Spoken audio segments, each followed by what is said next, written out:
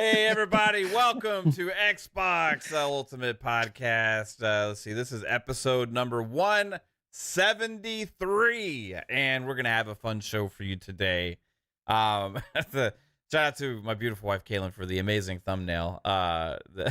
She just ran with that, and I thought it was absolutely hilarious. But I appreciate you all being here, as always, and excited to talk Xbox. We're going to have an interesting show today, because there's been a crazy discourse. I feel like discourse on social media, just in general, like regarding Xbox and regarding some of the games that are out there and all this stuff right now is just kind of weird, ultimately. But, you know, we're going to have some fun discussions about that. And yeah, we got an awesome panel, as always, to discuss it with. So I want to thank everybody for being here on the panel as well. But let's get to some intros and let's have some fun. Jasper, what's up, dude? Yeah, it's going pretty good. Been playing Suicide Squad as much as I can. I did run into a bug where I can't play the end game anymore, so it's kind of I've hit a wall. But it's not because I don't want to play it. It's just like, yeah, that sucks, man. It's not letting you. Yeah. Yeah. Yeah, you got there too fast, Jasper. They weren't ready. It's not even live yet. They told you slow down. For sure. And then just Marvel Snap. That's all I've been up to. Yeah, snapping it up, huh? Yeah. Yeah. Bob, thanks for joining us, bro. How you doing, man? We're doing pretty good. Pong said I'm redefining camouflage right now, so this is my new tactical look. I'm blending in Is that my urban environment. Is that a carrot or a face? What, this? Yeah. It's a face. It's my wacky waving inflatable tube guy. Oh, it's Gary. Nice, man. Yeah, but what's up, dude? Good. How you doing? I'm doing good. Good to be here. Taking a little bit of a break from streaming a little bit to focus on life, but always ready to talk about Xbox and all the insanity that's going on with this crazy narrative that people are pushing. Not really paying attention to it, just playing Halo and trying to get back into Pal World and making YouTube videos. So happy to be talking to you guys this weekend. Yeah, right on, man. Have you built a massive fortress in Pal World yet and had it burn before your eyes? I've watched it happen multiple times. I haven't had the delight of building a giant wood structure myself. As someone who has built gigantic wood structures in Rust before, I know what it's like to feel that kind of loss. So my heart goes out to all of you who have suffered that way. That's a different kind of loss, though. You get bullied in Rust, and you're like, I just want to get back a mouse. And like, no, it's our house now. No, I made we had a custom server. I made like a 30-story tall mountainside village, and it was crazy. But yeah. Haven't done it in Pal World yet, but I can't wait. Honestly, I want to just get on a server and play with a bunch of people, but I've been playing by myself here and there and enjoying it, but haven't really had a bunch of time to play yet. So I can't wait for that to happen because it's gonna suck. I got one of those deer things, and it hates trees apparently. Cut down 8 of them when I wasn't looking, but haven't witnessed the fire yet. Right on, man. We'll appreciate you, Bob. Fuzzy Belvedere just got off a podcast, and then now you're on another podcast, Mr. Podcast. How's it going, bro? Oh, it's going great. I'm glad to be here with you guys. Man, just Twitter's been some comedy relief for me for the most part. People having breakdowns, watching the state of play, people throwing their Series X in a trash can gently, apparently, but I'm pretty sure we'll get into some of this stuff, but man, just having fun with Undisputed, which will probably be coming to console later this year. They're getting ready to do their update in the next week or so for career mode and stuff. Went back to Insurgency Sandstorm because of that new Series X update. Enjoying that. I was actually amazed that people are still playing it after the studio closed and stuff, and then we got the update. But it's still kicking pretty good, and other than that, Forza Horizon 5, still collecting cars. It's an addiction, but nice. It is what it is. How many do you have? 7. Well, unique ones I have 747 or 748, and for I got 8 duplicates or something like that. 3 of which I can't get rid of or gift or anything. I don't know how I got that bug, but the other ones it's special cars that I got a special paint scheme on and stuff. So Yeah. and there's only 800 and something in the game. So I got not almost all of them after taking a couple of month break from it. So Right on, bro. Well, thanks for being here as always, Fuzz. And the one and only Pong Soul. What's up, Pong? Hey, everybody. Happy Friday. I hope you all had a great week. Maybe some of you are already in Saturday. If you are, welcome to Saturday. I hope everything's going good in the future. Great time to be here. We got everybody. We got a pretty big fan. We're missing Psycho a little bit here right now. He's but, on the thumbnail. He is on the thumbnail, and he gave you $1 for your Xbox, trading that shit in. I think so it was congratulations. three. $300. Oh, you got Three- the friend. You got the friend 300. bonus. Those are hundos, Yeah. bro. Oh, those are hundos. Okay. Yeah. So yeah, no, a great day. First things first, obviously, we lost another great one today, Carl Weathers. Yeah. Rest in peace, and Godspeed. That was, my dad warned me about this time when you get older and you start losing, the celebrities, the heroes, that kind of stuff that you grew up with, and you start losing them. Hits a little different sometimes. And Carl Weathers definitely was one of those for me. So shout out to him and his family. Blessings. And Godspeed, Carl, because man, he gave us a lot of great times in the movies for sure. So, man, that was a little sad today. But other than that, you know what we're doing, Mav? I mean, we're doing, I guess, what is not cool in this space anymore, and that's having fun with video games and enjoying video games. And what a time to actually like playing video games and The audacity. I know, and not being concerned about whether or not you're playing everybody's favorite video game or not, but just playing a video game that you yourself enjoy and not listening to the noise. I mean, it just seems like that we're the crazy ones nowadays. We are the minority who do this. But we are actually having an absolute blast between Tekken 8 being one of the best fighters to come out in decades, in my opinion, that I played. And again, I'm not a hardcore fighter guy, but I do play all of them, or a lot of them, I should say, not all of them, but a lot of them I play as a single player. Love it. Have an absolute stellar time with Suicide Squad. And it seems like there's a small contingent of people that are starting to come around now that it is official launch day today. So people are getting it on Steam. Not a whole lot of people. We saw the numbers. People like to parade around those concurrent numbers, as we all know, whether good or bad. And obviously people are trying to use that today as showing how awful the game is. But funny thing, if you look at the people that are playing it, 86% approval rating. Interesting. And also, if you But look at like Batman Arkham, Arkham peaked at like 25K, so it's not like a huge difference. It's like, correct. There's a lot here, but Suicide Squad, we talked a lot about it last night, Mav. I think we almost talked for an hour, you and I, about our experiences with Suicide Squad, and what again, fun, pure fun, but a high quality game, rock steady type game. And I'm not talking about whether or not you disagree that this is the game should have made. I'm not talking about whether or not you hate it because the heroes are killed. I'm not talking about any of that. As a looter shooter, which they already always promoted this as, not as a game Batman that's game, right? Not a Batman game, as a game that focuses on traversal and gunplay, both done to a very high level in this game, to a game that has a group of characters that outside of Harley, I could care two fucks about before I played this game. And they instead give me a story and writing and acting that actually has me interested and caring about what's going on in a superhero game, or should I say a villain game, because that's what we really are. And the fact that they are not afraid, Rocksteady, like so many devs, unlike, I should say, so many devs these days are afraid to lean in to the badness and to the absolute evil that these characters are, even if they're funny, even if they're crazy, to give me brutality and irreverence on top of the comedy. This is freaking an amazing experience to me, and that's all that freaking matters at the end of the day. So we're having a blast there. Grand Blue Fantasy Relink as well. Like I said, yesterday's show, I got about an hour in, didn't have a chance to play anymore yet.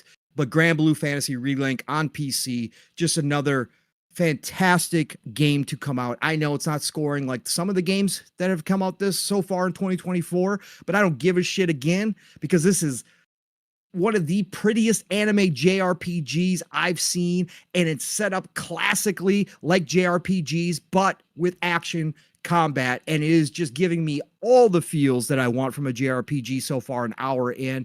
Loving Grand Blue Fantasy Relink. And next week, we're going to add Helldivers 2, which the trailer at the State of Play really sealed the deal for me. Helldivers 2 next week is going to be in the rotation for sure. We're all going to be jumping into that, so we'll talk about that next week. But what a time to be a freaking gamer. Yeah. An actual gamer who likes things and doesn't absolutely have to jump on hate trains no matter what the reason. We just play it because it's fun. And again, if you like that, fine, do it. But I'm going to sit over here and tell you how much fun I'm having on the game because I am. And that's just the truth. Well, let's get into that as kind of our first thing, right? Because like you said, there's been some people kind of coming around on that. So I saw ACG's tweet yesterday, and I kind of watched a little bit of his podcast today where they were talking about Suicide Squad. And I think he's a very well respected reviewer, right? Like he's no BS. He's gonna give his own opinion. No matter what, right? I also saw like Ains from Seasoned Gaming. I saw Archimedes and other people in the community come out and say like, hey, they're actually having a lot of fun with this game. So I was checking out ACG's pod today, and he was kind of noticing the strangeness around this game that we've been talking about, right? And this is somebody that's not one of us, right? This is a very like respected reviewer that's been doing this for a long time, and he's also, a pure gamer as well, and is also very critical of games, and but has his own outlook and plays the games for what they are. Like I've always thought that ever since I discovered him about his thoughts on games. It's like purely his opinion, right? Like it's not easily influenced or whatever. But like I was actually like, last night was seeing all this discourse and seeing people just like start talk about this game, and especially people that haven't ever even played it, or just seeing the random stuff that's being posted on social media, or seeing the review scores, or paying attention to the random things that keep getting thrown out there, seemingly almost to purposefully sabotage the game in some ways. Like there's been a lot of reaction for those people, but I've been seeing all this stuff, so I'm like, that's all IGN's review. Like, I didn't read it because I don't care, right? But, like, you see these numbers being thrown out there, and I'm like, I'm starting to, like, question. I'm starting to question, like, what's happening? Like, what is actually going on? Like, I was like, Googling, like, mass hysteria, like, stuff, like, mass delusion. I was Googling, like, mass psychological issues, like, and like I was looking up the definitions purely of like hive mind and stuff like that to figure out what world are we living in to where it's possible that a game that looks like Suicide Squad does, that plays like Suicide Squad does, that is as fun as Suicide Squad is, that has the kind of story that it does, that has the kind of voice acting that it does, that has the kind of characters and strong characters that it does, all with good polish. Now, there's some issues, right, here and there for sure, right? But overall, really well optimized, even running 60 frames on Series S and X and PS5 and stuff like that. And also it's insanely gorgeous, well-made open world and stuff like that. Trying to figure out in what world do we live in where a game that has all of that, with that high production value and all this kind of stuff, can be thought of as a bad game and accepted by the masses just automatically as bad without really even playing it themselves or whatever. And that's the world that we live in right now. And I am confused as fuck. Like, I honestly don't know. Like there's been instances where like games get 7s or like lower scores than I think and stuff like that all the time. Like Starfield is a great example. Like there was like highly nitpicking certain aspects of that game that just didn't really make sense based on the grand scheme of like the ambition behind that game and everything, right? I had the same issue like with certain reviews in the past where somebody would give like a game a 4, like the often like random like one review that stands out among the masses, right? But this is like a lot of this, right? So I don't know if I've ever seen a game before in my history of being a gamer, which goes back to me being a little old child and trying to figure out picking up an Intellivision controller and playing things, that has had this big of a discrepancy over the quality that's there versus the public perception of what it is. I can't think of another one that is that drastically different. And I don't understand the mentality of it. So like I think there's some weird shit going on here, man. I don't know. Hive Mind was the one that I settled on because the definitions of it with social media influence and information gathering and all that kind of stuff really kind of seem to fit with what's happened here. Then you have agenda-based journalism and all these kind of things going on as well with gatekeeping and people trying to decide what's acceptable in the industry and what gamers should allow and what they shouldn't and everything. But overall, man, it's just been extremely weird for me, the discourse on this game. And I've seen other people point that out too. Like Ains was like, he said he's surprised at the discourse on this game.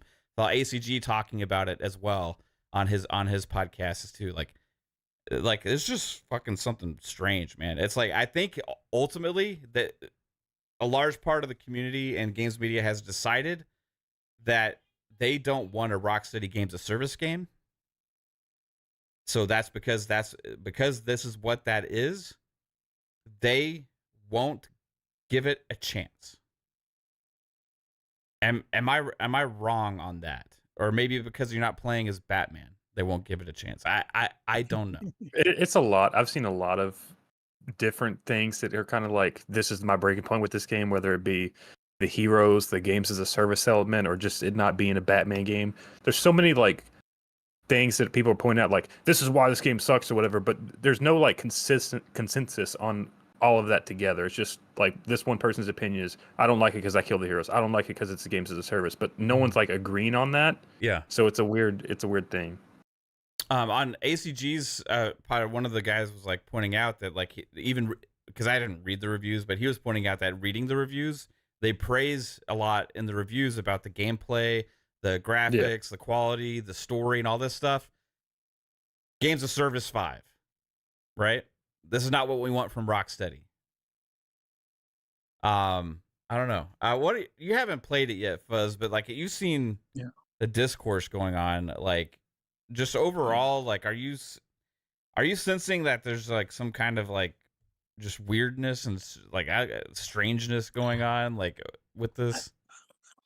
I don't think of it as weird coming from the gaming media for the fact that once they here's the thing. It's once they've made up their mind on something, that's it. Like if you say a game is a game of a generation, they're going to try to prove you wrong in every way possible with things that don't really coincide with how they scale or rate other games. Like you look at beloved IPs that are sequels to beloved, previous games, and they could be a buggy mess, but they'll give it a 10 out of 10. Right. You make, you have your studio that's delivered great, although some of them maybe not so great, but pretty, for the most part, great Batman games. And this isn't that. They switched Gotham Knight with the other team.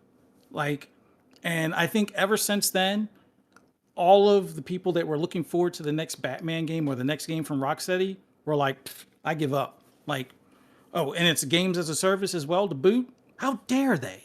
But and now they don't want to give us codes? like they even hate on like Far Cry. Like Far Cry is the same thing. It's like we hate it because it's Far Cry. So like, what do you want? It's like that meme where the dude's always like looking at like TikToks where women are like, I don't like a guy that eats fish or whatever. So then a guy like number 538, don't eat fish or whatever. Right. Like, that's where the hive mind thing comes in, right? Because like somebody influential says something first, right? Mm-hmm. And then somebody else picks up on that. Oh, I agree with that. That makes some sense, right? So that's all of a sudden their take. And then that's all of a sudden the next person's take.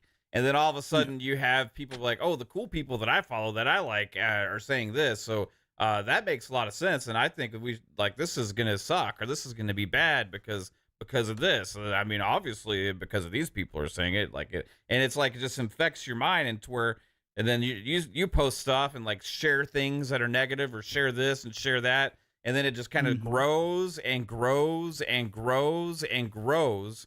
Until all of a sudden we're living in this like alternate fucking universe where something that is actually well made and has high quality is just accepted as bad, right? And perceived as bad by the masses. And it I didn't want to like just like, oh, you all suck or whatever with this, but like it's just interesting because like we've seen this over time and time again with different games and different situations, but because of the disparity in this one that seems so fucking glaring to me, it's a really good one to focus on with this kind of stuff of like games media. And it's also not first party, right? So nobody can claim you're just capping for this game because it's fucking Xbox, like I've said before, I don't care. Like if Starfield before I had issues with reviews on that had been on PlayStation, whatever, I still would have felt the same about that game, right? It's a fucking masterpiece to me, but like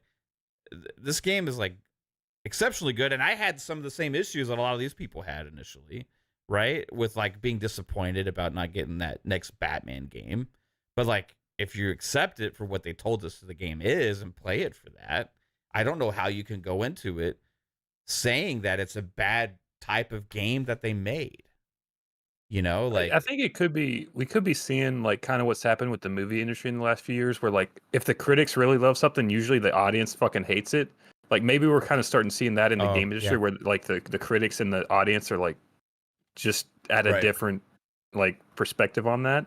And the critics want like to be Marvel movies or something, right? Yeah. Like where it's like, oh, it's great and popular and we love like fun and stuff and like popcorn and shit like that, but like, oh, it's not a cinematic masterpiece, right? Or, it's not this is not like God of War or Batman Arkham Knight. It doesn't live up to this quality that we have set for the industry. So no longer can we judge things for what they are. It needs to meet these standards, right? But not every game has to meet those standards. Bob, have you touched it at all? I don't think you've gotten it yet, right?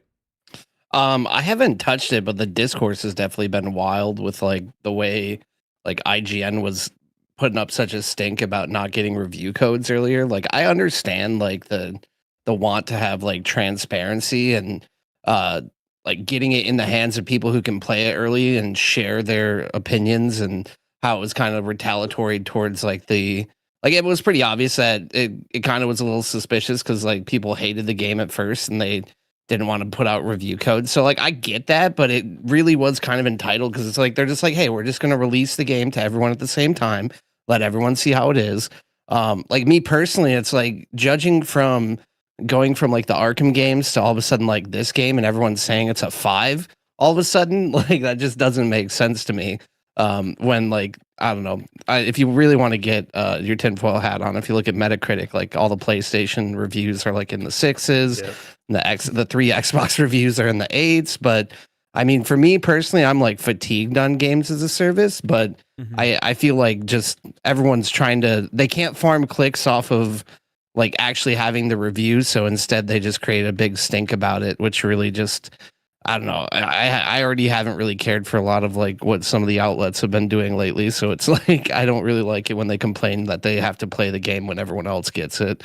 So that's pretty much what I've been paying attention to lately. I mean, even that, the way they handled that was stupid. All they could have said is we didn't get a review code, our review will be late. But instead they had to fucking make it They made a tiled or whatever. It was like big deal about it. Like it took over the Twitter.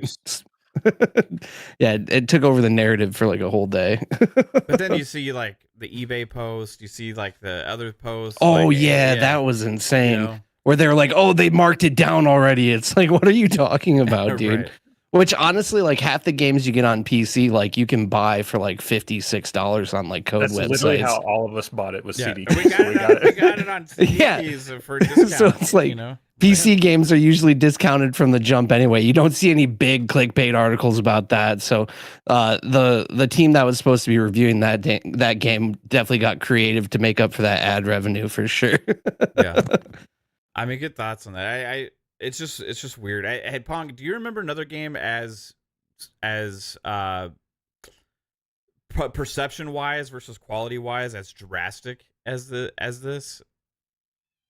No, I mean some of the discourse around Cyberpunk was like this, because everybody took the last gen version and made that the whole story and acted as if where that was a part of the whole thing, right? But right.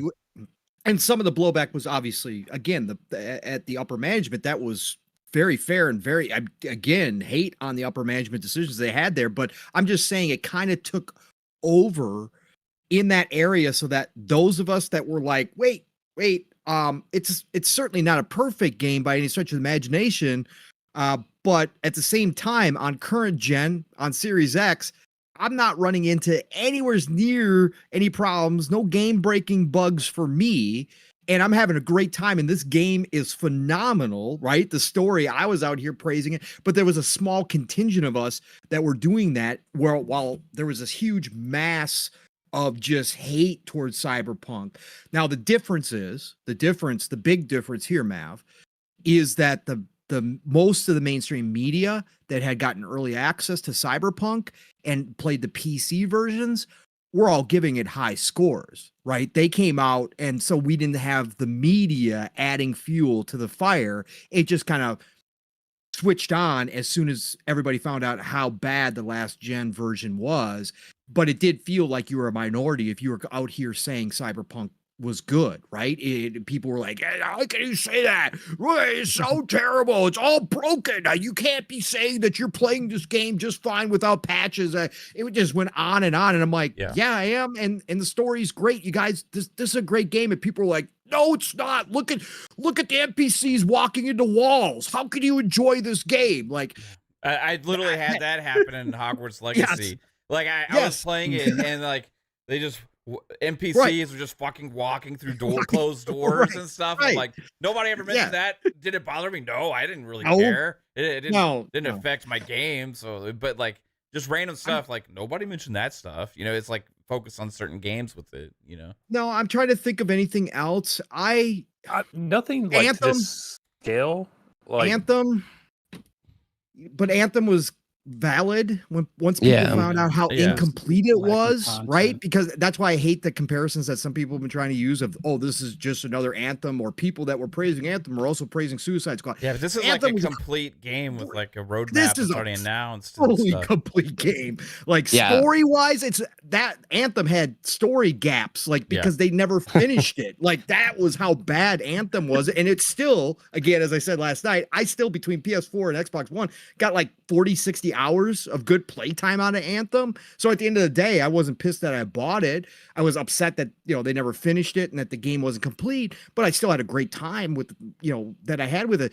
But yeah, that's a completely different scenario than what we're facing with Suicide Squad.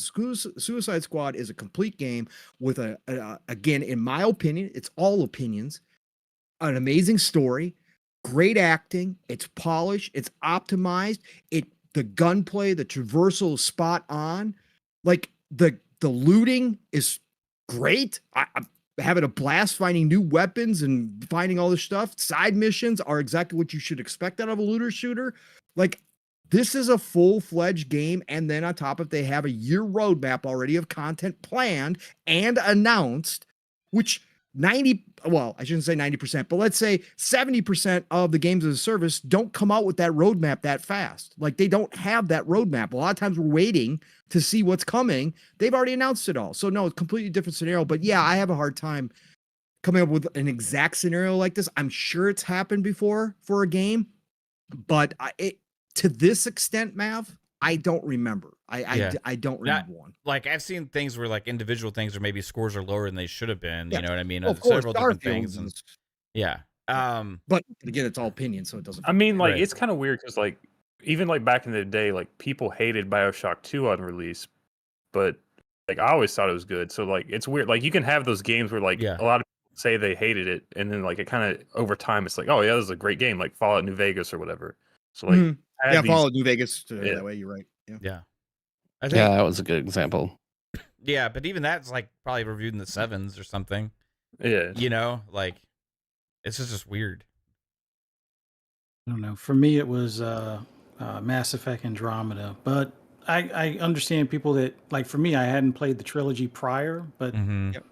somebody that hadn't played the trilogy, it was a pretty decent game. Sure, there were a few enemies that were either floating above a building or up in the air, kind of thing. But compared to Star Wars Jedi Survivor, I'm not gonna let that game slide. Like that game was like a POS. Fuzzy has a lifelong vendetta now. It's over. Like, give it a 10, and like no, that was not a I'll never- 10. It's Never still forget not the a face 10. of those who heard him.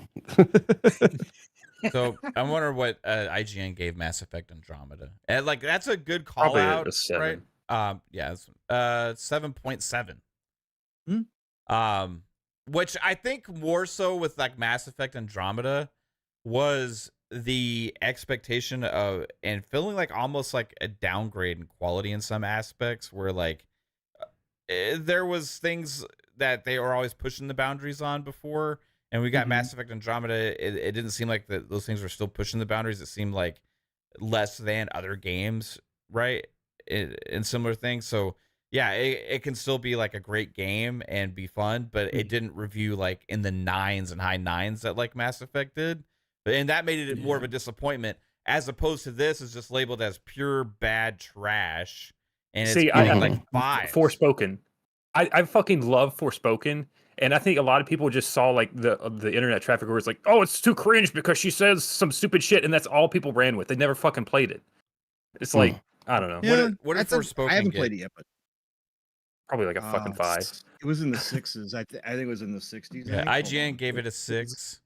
Yeah. The Verge agreed with you. Forspoken is better than its bad name implies. Yeah. Casper. Open Critic is a 67. Okay. Yeah, it's around Oh, Suicide Squad. Yeah. So maybe that would be one. Like I'd have to go back and play it. I just didn't have a whole lot of interest in that game. You know what I mean? So like it's just weird sometimes, like where this happens, and like I feel like there's when we talk about media and games media and influence and like being sometimes bad for the industry or bad for games or bad for gamers, like I think this kind of in a lot of ways this kind of started with social media but also game journalism, right? And it's kind of snowballed into this, and I think ultimately it's going to have a huge negative impact on this game. Mhm. Right? Like I think this game has much less of a chance to have a huge long tail and success story because of all the negative coverage of it, as opposed to people having accepted the kind of game that it is and reviewing it based on that, right? Well, especially the fact that it's not a free to play game either. The fact that it has a price tag on it, that definitely is going to hurt. But it doesn't play like a free to play. It plays like a full complete like $70 experience to me. Like, I think like I don't get it. I think the success really depends on how they handle all the negative PR that's going on, and ultimately, hopefully, people just realize that they remember that reviews are more of a guideline, as not so much of as a gospel, and they make the choices for themselves just based on gameplay and everything. But I think there's a lot of stuff that Rocksteady can do to like combat like the negative PR per se, or possibly make it so more people can try it out, because there's not like any sort do of like a free trial weekend. Yeah. Or something. Well, that's basically like what Destiny is now. It's not like a free to play game. It's a free to try game. And if you want to play the actual content, you got to pay for stuff, So I feel like people are used to that with games as a service. And maybe if they get the game in more players' hands, more people be willing to give it a shot. So if it isn't received super well, or if it doesn't sell what they need, then I mean, they definitely have some options to try and at least win people back Yeah, that's over. the problem though with these kind of games. Like if you don't have the players supporting it, like Right. they don't see Yeah. a long-term future in the game. So why would they keep making content? Yeah, WB is gonna pull the plug. I mean, Make how 8 more I- Harry Potters. But I mean, Harry Potter had a bunch of issues with like PR when it came out, but it was still one of the highest selling games of last year. Yeah. How ironic would it be for all of those people that wanted this to be another Batman style game that this winds up possibly being Rocksteady's last game Yeah. Right. because Now- they decided to crap on this game so much that WB closes them down. Yeah, or Then what? they don't want to invest in their next project, or they, like. And They- I don't want to start that trend either. That should be like, okay, well, we need to save Rocksteady, so we're going to overpraise this Right, game, and yeah. well, you know what I'm Mhm. saying? Like, if the True. game, like I said, if the But game the isn't game for stands you, up for itself, right? it You know, it's not- does. Yeah, it does. And I'm just saying that if the game's not for you, and you have, like, again, even if it is simply because you don't want to play the villains, that's fine. I'm Yeah. not going to tell you you have to play or like this game. I'm not going to say that. It's just that this continuous cycle where you jump on bandwagons to talk about how bad the game is because you so want to be a part of the conversation that you just don't simply make your statement. This game's not for me. I never wanted to play the villains. They have no interest in this. I hate what they do to my Mhm. superheroes, and then move on with your life. The fact that we continuously pile on games I'll where I continue go- making 7 tweets a day for the next week. right, exactly. That's the part I Get just those don't thumbs ready, baby. understand. Like, again, Yeah. we're not in the old days where this was the big release for this year early on for the first half of the year. Everybody wanted Suicide Squad or Rocksteady's new game to be that game, and there's nothing else to play. So this came out, it wasn't what you wanted, and now you got nothing else to go play. It's not Yeah. like that anymore. Like, this is like, okay, just move on. Like, it's not the game you wanted. But to pile on is where I think it goes overboard. And I think that's what we're seeing here. I'll throw one more game in here that was kind of like this, although different reasons, of course. But at the same time, the hate train piled on for no reason. And that's Godfall, right? The Godfall was another one. It's sitting at a 60 on Open Critic. Mhm. That was a complete game. That game is definitely better than a 60. Okay. As a looter, as a games as a service, it kind of got that same hate. Now, But it kind of killed Granted- the ability for them to keep supporting it as well, right? Like, correct. long-term. It killed the ability to keep supporting it, but the DLC they launched, Steel and I Mhm. played through it twice, played some of the DLC. It's great, but people were hating on it. Yeah. Well, partly because Randy Pitchford, the way he talked Yeah. about it and the SSD and all that kind of stuff. Yeah. But people at that time, it was, games as a service. I don't want none of this shit. I want games as a service. I don't want none of this. I don't Always online. always Yeah. online, but it did have a lot of that, and the media was on board with hating on it too. So, but that game's much better than Yeah. a 60. Much, much better than a 60. Yeah, but even like Suicide Squad puts that game to fucking shame. Sure, Yeah, absolutely. Of but course like- it does, but because I- story wise and everything else, Right. it's so much more complete. But like, Yeah. I agree. Like when Godfall came to Xbox, like I Yeah. don't remember if it was on Game Pass, we got on sale or, No, or what. we got on like- sale. It came out for $30, Yeah. I think, when it first launched. So on we like Xbox, dove in and we played through a lot of it and stuff, and I had fun. Like I thought it was a solid game. Like it was well made. Yeah. You know what I mean? Like Yeah.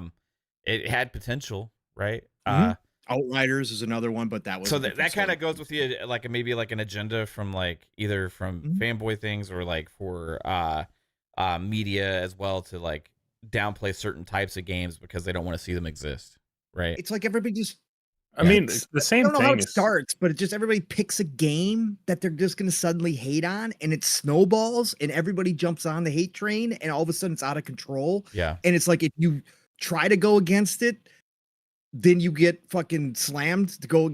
Oh, you're capping. You're Yeah. faking your fun. You're not having a great time. You just want, for whatever reason, you just want to be contrarian. And that's what starts, and the media follows along with that a lot of the time, and that's what happens. Sorry, Yeah. Jasper, I didn't mean to jump. I was just gonna say the same thing's kind of happening with like foam stars. Like even though I don't give a shit about Sure. the game, it looks dumb. But like Yeah. all you see is like negative comments. Like I mean, the game could be all right. I don't know. It's just Yeah. not for You me. mean so I'm not gonna Walmart, fucking do Splatoon? 18 posts on Twitter every other Right. day. right. Because we're Right. like What to make about fun of it, you know. Yeah. the thing about the Suicide Squad that's so weird to me though too is because like I'm probably like 7-8 hours in. Pong, you said you put around 11 hours into it. Jasper's like beat the main game and all this stuff. Like Heels beat the main game. Now. yeah, and it's got a lot like just single player story wise, or if you want to play co-op as well, like for the main type of game, it has like as much content as like a lot of single player $70 high quality story based games as well, right? And we haven't really touched on any like as more through our co-op sessions or even for my playthrough so far, I haven't seen really anything that I would tell me games as service right now. Like I would say maybe looter shooter, yeah, like with some of the with mission design and because stuff like we have that. a roadmap, so we know. Yeah, but, and we know that the stuff's coming for the game service, and it's meant to have legs and a longer tail because of the stuff. But like, it's live service, game service, always online stuff. Right now, they're patching in offline mode later and stuff like that. But like, right now, I don't feel like I'm not playing what I would describe as like a games of service, like stuff in your face all the time to buy shit, like battle passes in my face or any of that stuff. Yeah, The story is so hidden that like I don't even know how to get to it sometimes. Yeah, it's just we're playing through a story, doing like missions and like a regular fucking game. It's not asking you to buy loot boxes or shit like that all the time. It's not doing any of that. You have to go search it out, like Jasper said. Maybe that's what they did. We talked about they trimmed a lot of stuff in that delay. They peeled back some of the games of service that it appeared it was going to be, and I think that they've gone completely away from it for the most part. Yeah, because you don't notice it. You don't notice it at all. Like it's not in your face, like you said. Yeah, I wouldn't even be able, like, unless I knew the roadmap was there, I would never describe this right now as a games of service game. It just right now comes across as a story-based game that happens to be a looter shooter that you can also buy some extra customization skins for if you want to. Like, that's like, you know, I don't know. I'm looking right now on IGN's post about it. They say Suicide Squad Suicide Squad Suicide Squad Kill the Justice League is a repetitive and bland looter shooter that despite an engaging story never stays fun for long enough. That's the complete opposite of the experience I'm having. There is nothing bland about what's going on the screen. We're dying laughing together. We're dying laughing. There's the shooting is great, the traversal is great. There's nothing bland about it. It's constantly with the traversal system and the combos you can pull off and all the different skills and special moves they have. That's the last thing this is. This is not a bland shooter at all. And this thing about repetitive, again, go play any looter and tell me that they don't have, again, Diablo 4. You're doing the same shit over and over again. Division, same shit over and over and over again, and you're running the same stuff. Destiny. Oh, it's weekly reset. Let's go do the raid again. It's like correct. That's what looter shooters freaking are, man. That's what you do. It's that I hate those descriptors, but bland. It certainly is. But we've only, even through the main story though, we've only had a couple of missions that seem like the same kind of mission. It's just, I mean, the combat, you're doing kind of the same things, but you're still unlocking new abilities as you go and stuff. Like I don't know. It's just weird. I think the story is like really good. So at least they give it that. At least they give it that. They say engaging story, which it is. A lot of people are trying to hate on the story. I'm like, I don't know what you guys are talking about. If you did want to see this story, fine. Well, how does it have a good, engaging story, but it's still a 5 out of 10? Like, right. I don't know. Maybe it's missing web shooters. Yeah, there you go. Yeah. It's not a PlayStation exclusive. We got some super chats to get to. Alvin hit us with a $5 super chat. It says Paul Tassi said some of the reviewers only put in 2 hours. Their minds were already made up. Mob mentality incarnate. Yeah, absolutely. Like, how are you gonna fucking play this game for 2 hours? Like, even I couldn't stop playing after 2 hours if I wanted to, because it was so damn engaging. But anyway, you can't. That tweet, the guy's tweet that I sent you the other night, where he's like, "This game is too much of a live service; it's trash or whatever." Like, I watched his video today, and he's like, "Yeah, I returned that on Steam." I was like, "So you played it for less than 2 hours and you refunded it?" Yeah, but so what? There's no live service elements in the first 2 hours, like in the game. There, still in the tutorial. Yeah, they're still showing you shit at that point. That doesn't make sense. Like, how there's nothing live servicey, games of servicey until after you beat the game. Like looter shooters does not necessarily mean games of service. You know what I mean? Like you can have games where you get loot and you shoot, right? That aren't necessarily ongoing games, right? This is an ongoing game, but we haven't even gotten to that fucking part yet. Not even close. Like Jasper's supposed to be, like, unfortunately he got the bug that is not allowing him to do it right now. Hopefully that gets fixed, but like until we get there, there's nothing there that is like that. So I don't understand. Yeah, like Division, that came to an end. Yeah, imagine playing through just the story of Division and stopping there, right? Mm-hmm. Like You could do that if you want to. It's yeah, just it's fine. Yeah, And yeah. that's fine, right? But would you Level consider it? 30, yay. Would you, if you I was just making a played bad joke. No, but if you mainlined the story in Division and just stopped, Yeah. did you get a games as a service experience from that, or were you just playing through the story and doing missions and stuff along the way? You know what I mean? Like, If you want to have a successful games as a service, you got to launch like Destiny and just have a really trash main story, and then, It seems like a lot and of then the rest will fill itself The in. ones that actually succeed are the ones that actually fuck over the consumer. So maybe that's what you got to do.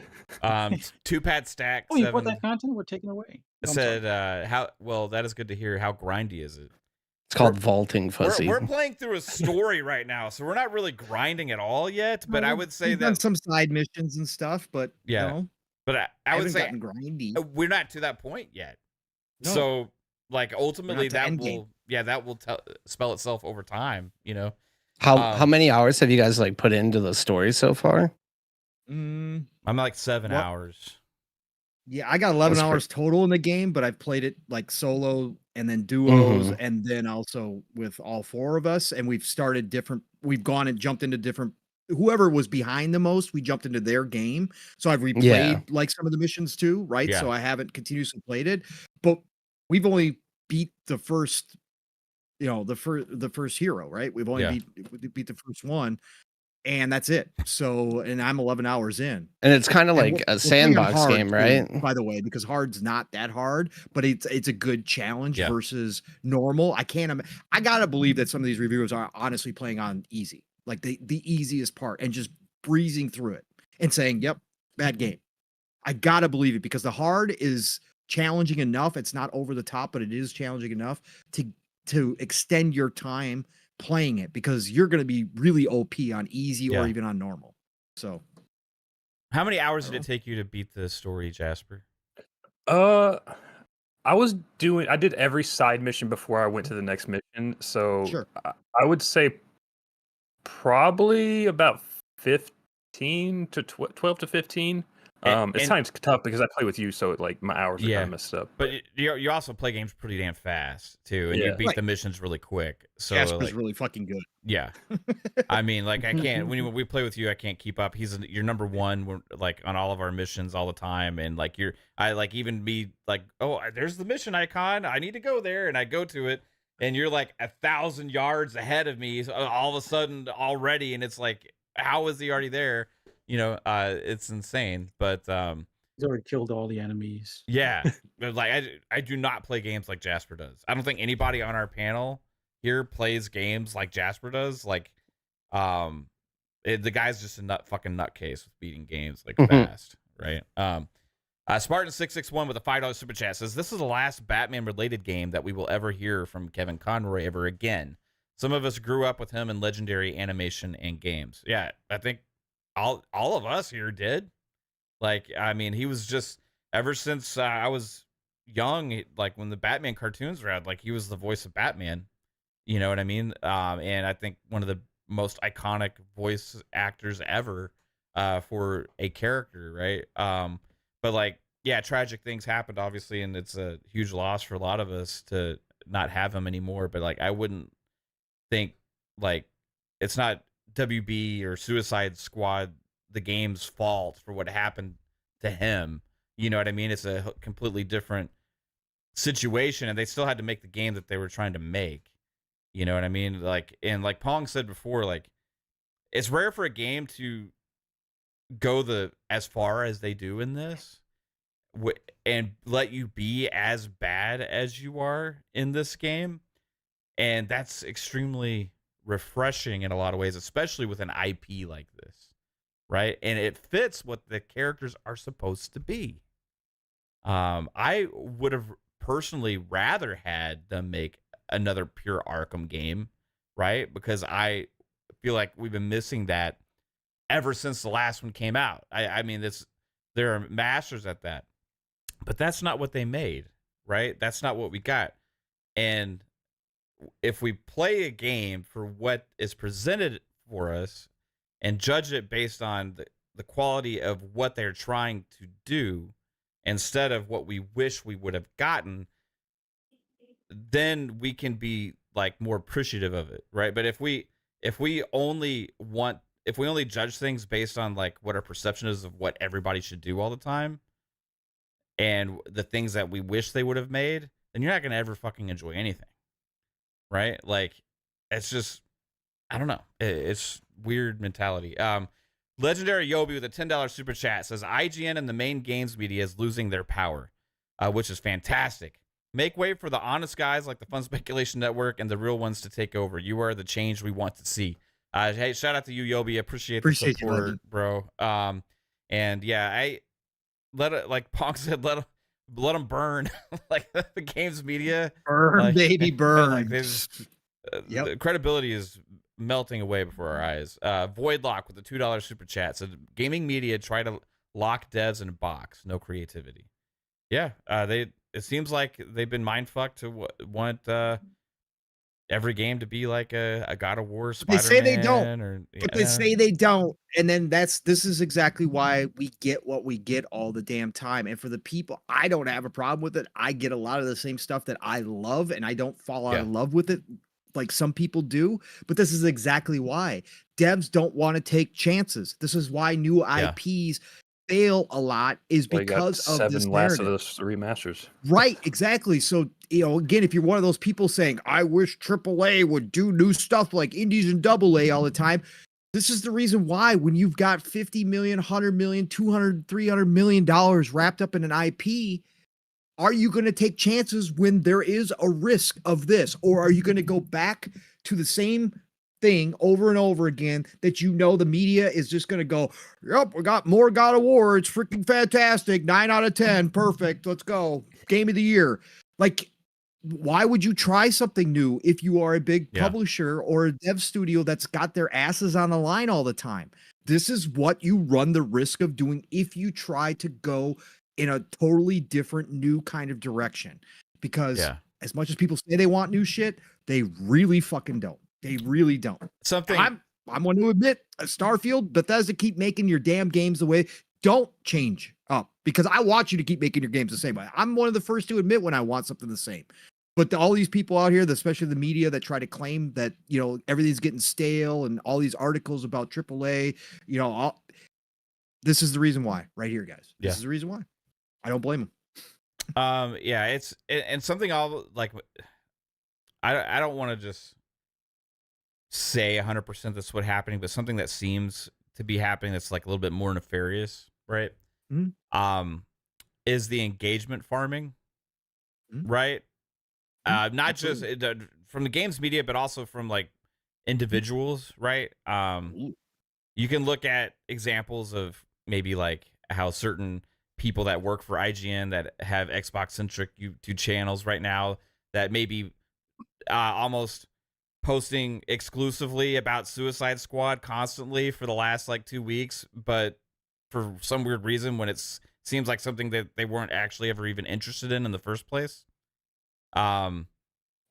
because they didn't get a code for a review, and it drew a lot of attention. So now you see a lot of engagement going on with all of those posts regarding the game, and you get more eyes. People are interested in me talking about this. And guess what? I have a monetization on my YouTube channel, but also on my Twitter, right? So what do I do to drive traffic? I stick with what's popular and keep engaging on something that honestly I don't give a shit about. But I bought the game. See, it's okay.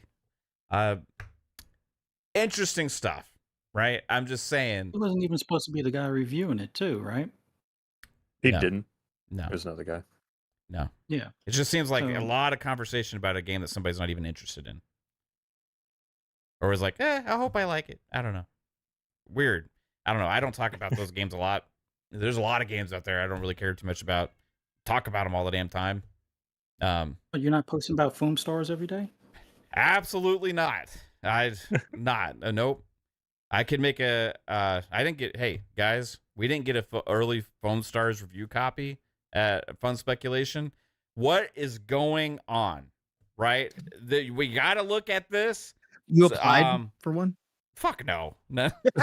All this bias from the devs is disgusting. I'm just trying to play with my foamies, Yeah, dog, the and they game won't comes even out, let what, us in have a 4 review days? code. We got to Game put. comes out in 4 days. No review codes going around. Uh-oh. I mean, how are people going to know how good Foam Stars is if we we gotta protect the don't consumers, okay? get our code?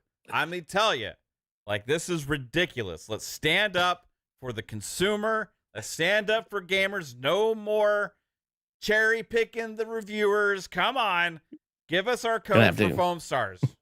We have to get our Foam Stars codes from Keymailer like Yeah. everyone else. Maybe you give me a preview of it. I will praise it in the preview just to make sure you don't blacklist me. Okay, let's go. No. Anyway. I got these cheeseburgers, man. Suck you. Suck your dick for a review code. Come on. It's a little taste. Is that one of my favorite movies of is all that time. foam? Or I'll let you just happy foam to see all me? over me, dude. Anyway, let's see where I'm at. Let's see. Blah, blah, blah, blah, blah. Jesse B, a member for 19 months, said the thing to watch is how Sony's games as a service get treated. Yeah. I mean, we'll see what they do and how the media reacts, but also like how Sony reacts and what they do if it's not successful, right? When does Helldivers 2 come out? The 22nd Next week. or The something? 8th. Next Yeah. week. Oh, the 8th. Yeah. Yep. Have you heard any buzz about that? I saw Just from GameSpot us. put out a video.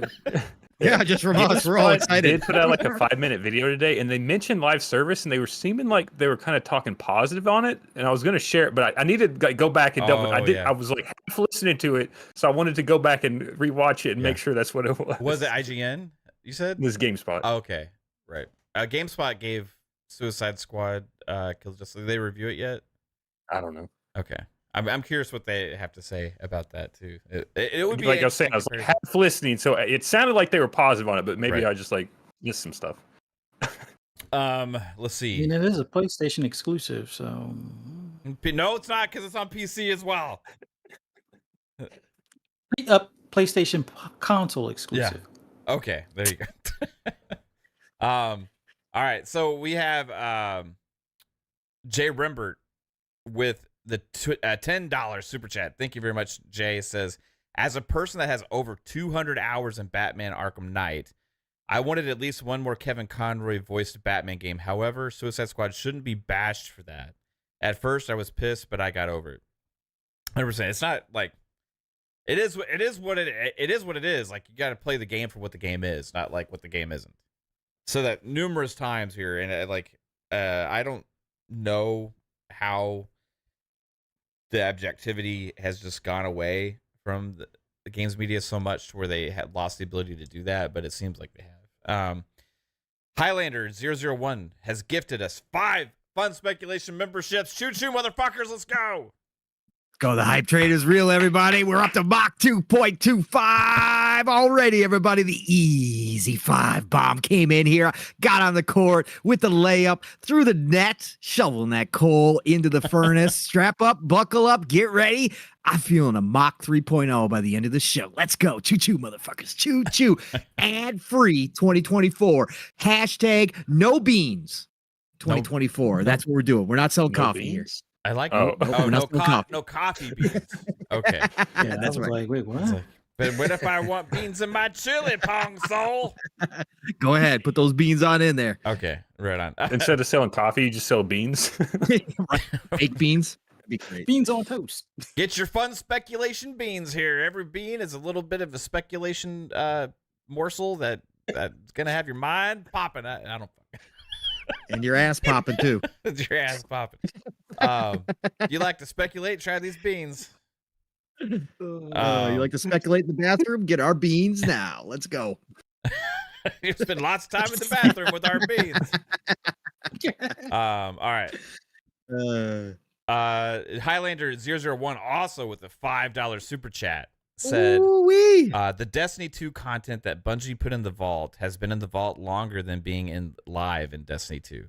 Ooh, that's bad. Yeah. But it's going to return at some point. Sure. Yeah, sure. The Destiny Complete Edition, remastered, Right. definitive edition, coming out exclusively on I'll be PS5. $100. Be PS6 $200. remastered. Every lost chapter of Destiny, all in one complete package. Yeah, Destiny, the first lost time ever. chapters. The Destiny Lost Chapters Buy It Again edition. You lost it because we stole it. Get it again. We won't take it away this time. I promise. Maybe. Maybe. All right. Spartan661 hit us with a $2 super chat. Jeez, guys, I'm sorry. It's like you're having trouble keeping up because you guys have been insane in the chat. Spartan661 with $2 says, I want gritty and dark Green Arrow game replacement. Fuck yes, dude. Oh my God. There's so many different possibilities of other characters, and Green Arrow, after watching the Arrow show, was something that like I wanted because that's kind of a dark universe that they had created there, and I fucking loved that show for a while. So Highlander 001 himself has become a speculator. Let's go. Bought himself a single ticket here, chat. He's showing you how easy it is. You might not get one of those free tickets from a 5 bomb or a 10 bomb or a 20 dunk. It don't matter. You can buy yourself a ticket to the Fun Speculation Hype Train. Again, we are now up to Mach 2.5. I told y'all we're going to get to Mach 3.0 at least by the end of the show. Choo-choo, motherfuckers. Thank you, Highlander, for joining us. Please fasten that 4-point harness. We don't want you flying out the window as we're hitting those Machs. Let's go. Yeah. Alvin with the $5 super chat says, where is the media asking where Concord is after the state of play? Since it's first party and slated for 2024, too busy trolling Rocksteady for clicks. Maybe they're not talking about it because it's games as a service. I don't know. It's weird. Then we got a $5 super chat from Angry Hippie. Says, I have some speculation on what Mav is putting in them beans. Giggity. What am I putting in them beans? It's foam. Ow. It's foam. Wow. Yeah. All right. Anyway. I know why they didn't have Concord there. They can only have one delivery game per showcase. And I think the other one, I think Concord's still a fast food delivery game. And, Death Stranding 2 is, FedEx Simulator 2.0. So, Ooh, wow. Nice. Fuzzy. God, with the shots. Jesus. So what are you going to be doing in Concord? McDonald's? So one of you play as DoorDash, and the other one you play as UPS. Space DoorDash? That'd be great. Let's go. Jay Gaming says, have y'all played Grand Blue Fantasy Relink? If y'all haven't, it's a must play. Pong has played it so far. An hour in.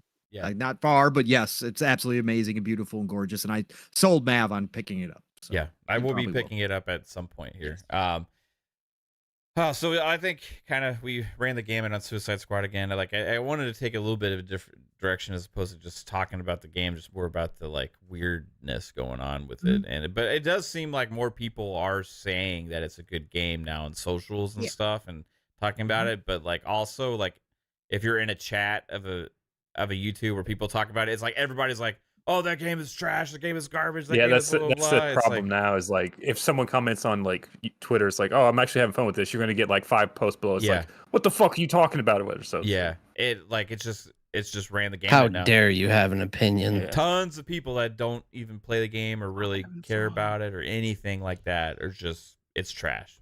Right? It's decided.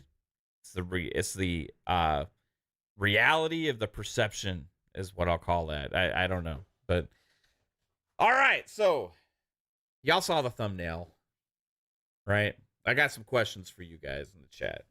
Okay, got some questions for the Xbox community at large. I got some questions over some of this discourse that's been going on a lot recently as well, because I've seen a lot of smoke, obviously, about this Hi-Fi Rush stuff, and with the data mining thing going, and with Tom Warren's post and other stuff that it's looking more and more likely that they're going to be putting Hi-Fi Rush on Switch, but not only Switch, PlayStation as well.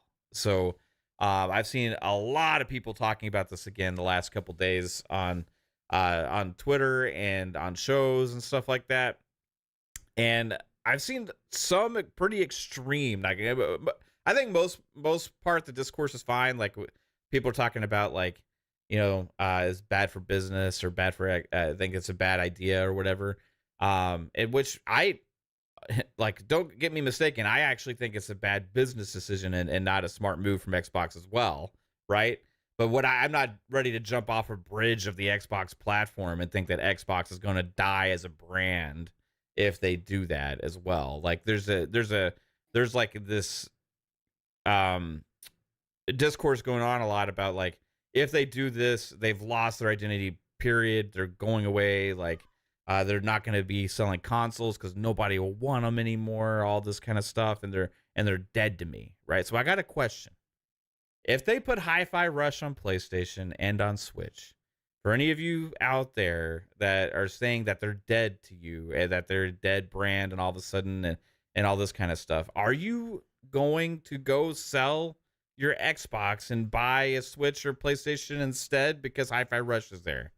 Because a lot of what I'm seeing is, like, it's no longer relevant, right? It makes Xbox less relevant or more or is no longer relevant to the market or whatever like that, right? So a little bit of some extreme takes, right? But also, again, it's fair conversation, like, about, hey, does that make sense for them to do, like, overall and all that kind of stuff? Like, what's the impact? All those kind of things, right? So, but man, it's been weird. It's almost like it reminds me of 2016 with the PC situation, right? But it seems like there's a Are you talking lot. about Spider-Man going to PC? No, I'm talking about when Because I remember when, like, PlayStation users were, like, sawing their PlayStation PS4s in half or whatever because it's coming to fucking PC. Yeah, it's like it reminds me of, like, when Xbox made the move to start putting all their games on PC, all the first party games going forward, right? And there was certain people in the community that, like, hated that and just pretty much swore off Xbox because of it. You know what I mean? Now we live in a world right now, right, where Xbox has hundreds of millions of monthly active users, right? And the vast majority, do not play on an Xbox console.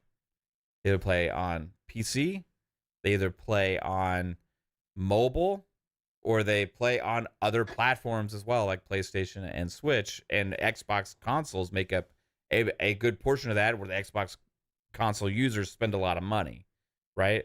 But you're talking about hundreds of millions of monthly active users here across all their different games, because they bought ABK, they have Minecraft, they have the mobile stuff, they have way more. So Xbox is an important part of it, but not the only part of it now, right? So I think, for me, it seems like there's been a little bit of weird concern about Xbox when they're in such a large position in the market now.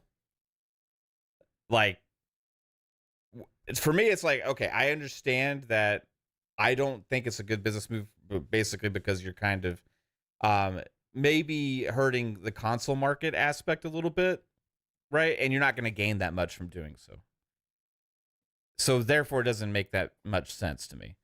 But at the same point, saying that Xbox is going to be irrelevant or, like, die because of this move, if they do this, seems like a little bit of a jumping off of a ledge for me.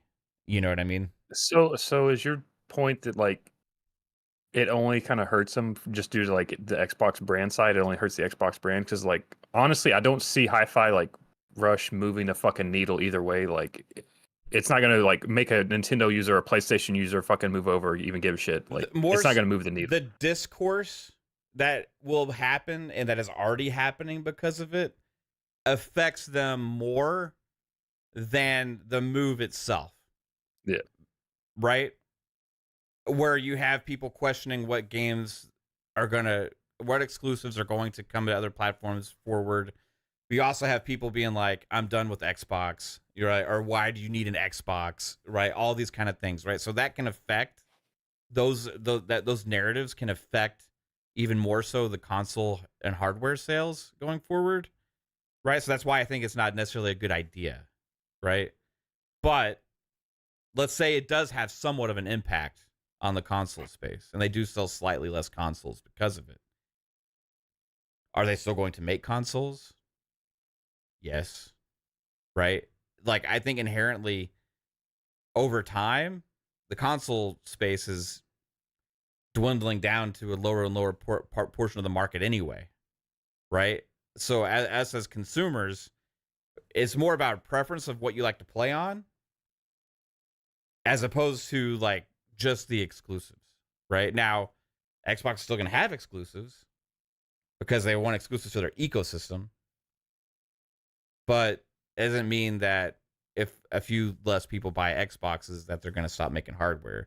Like, I don't know. So, like, ultimately, I think maybe, I don't understand their thinking in it, right? I don't know what's in it for them. I don't think it's a good idea. But I don't think it means we're not going to get Xboxes or all this kind of stuff, like, in the future, or this, like, death of the brand and brand identity, and all these kind of things that people are jumping off to. I don't know. Maybe I'm wrong. But what do you think, Fuzz? Because I see you rolling your eyes at me. I kind of think the opposite, for the fact that me as a PlayStation 3 owner, Dead Rising, yes, I understand it was a third party, but it was a third party exclusive that was on Xbox. I really wanted to play that game because I'm big into zombie movies, and a zombie game seemed like it'd be pretty cool. So I was always wondering when, Dead Rising 1 would come to PlayStation.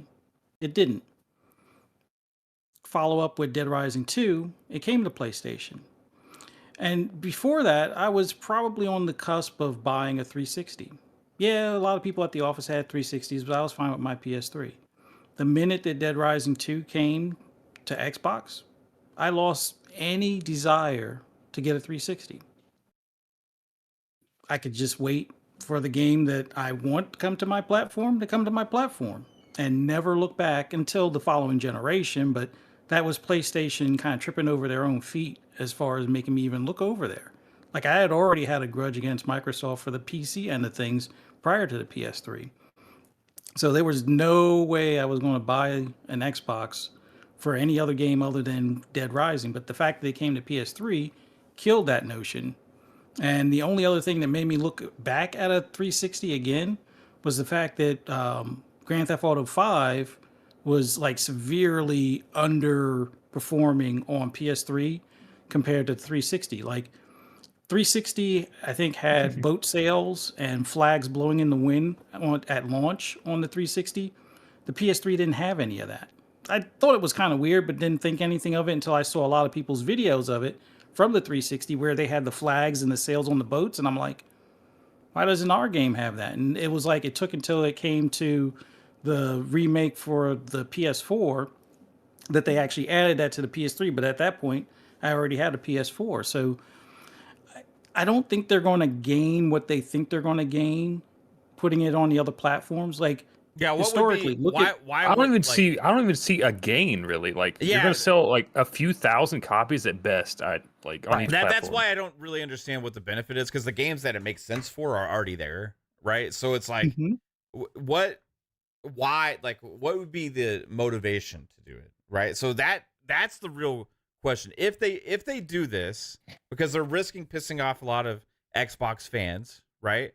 Mhm. And which can have a downturn on mindshare and also on those things, and cause them to sell less potential consoles in the future, like, or whatever, right? They're way bigger than console space. So like, when people talk about the ecosystem, I think they're not really counting PC, mobile, and also PlayStation and Nintendo, which they already have monthly active users, tons of them within that, and they consider that part of their ecosystem because they consider wherever their games are is like their users, right?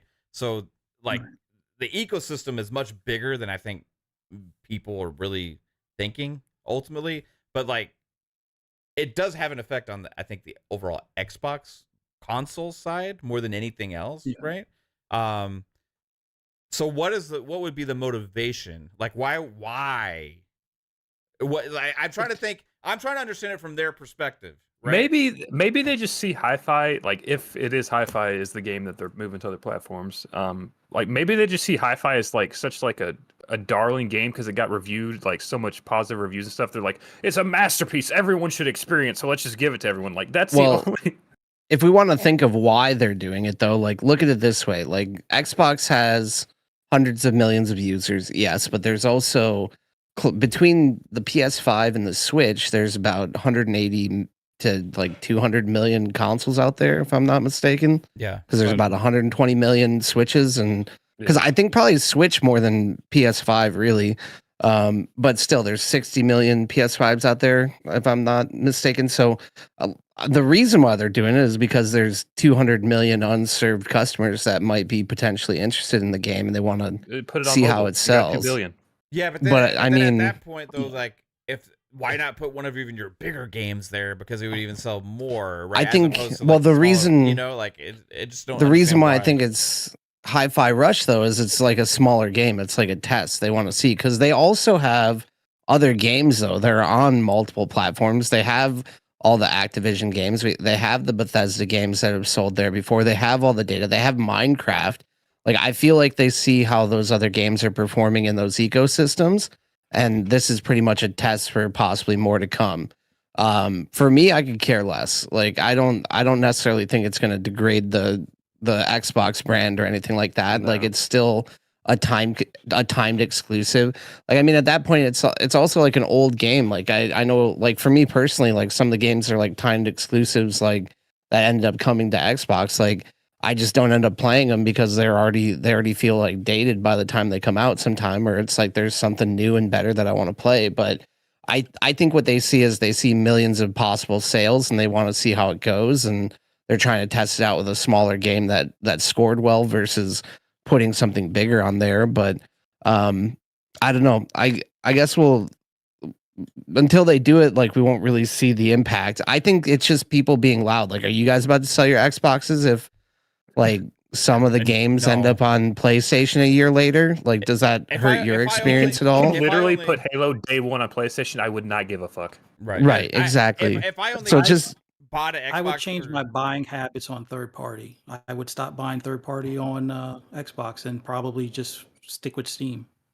yeah, like honestly, I buy most like games that I buy is mostly on PC because I have a PC. But if I didn't have a PC, like I mean, I'm sitting here thinking about it right now because I'm like playing through like I was just messing with Ghostwire Tokyo because I saw it, I had it installed still. I don't even know I don't even like it because it's too cinematic. But like that's an example of a game that came later. But it's like games just play smoother on console, and there's a lot of people that prefer the console experience versus like sometimes like PC is a little wonky or like you have to have the know-how behind it. So it's like, or people don't like having all the distractions of a PC. It's a different experience. So I mean, I don't necessarily think it's going to degrade the Xbox brand.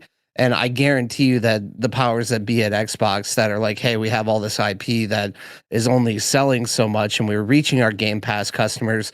Where can we expand the business? Because ultimately, like, it's one of those games that if it sells well on Nintendo and it sells well to Sony fans, then that does nothing but put more money in the coffers to continue improving the Xbox experience. So I don't necessarily think it's a bad thing. But I mean, I was just gonna say, I think like the real test honestly wouldn't be at launch. I think it would be when the sequel comes out and you have the sequel exclusive to Right. Xbox. Because like it with Hi-Fi coming over like a year and a half later, whatever it's gonna be, like you've kind of already missed that window of that game, so it doesn't really matter. So maybe when you announce the second game and that comes out, maybe then you kind of see like an uptick in those sales. But like I don't know. It's just Yeah, it's interesting. Like for me, like if I only enjoyed Xbox and the ecosystem because of the exclusives, like I wouldn't have been primarily playing on Xbox One last generation and been completely content.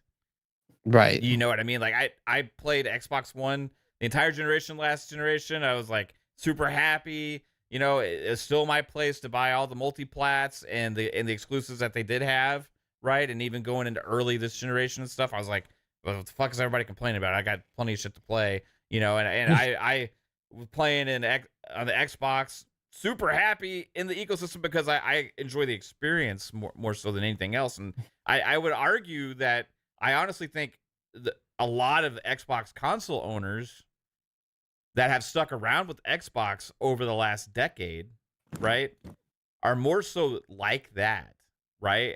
Yeah. You know, that's just their preferred place to play. It's where they have their library. It's where things are. And I personally have always been more into that. Now they got the games coming. Like they finally did what we all asked for. They got a shit ton of fucking games coming, like a Yeah. lot. And they're doing all these acquisitions and all this stuff, which is like amazing because you're really seeing like, oh, now like this my favorite ecosystem is gonna have all these even more games, right? So that makes it super exciting for me. But I don't personally get jollies off or care if Mr. PlayStation only player or Switch only player gets to play a game that I play. Like I'm okay with that. I personally don't give a shit, right?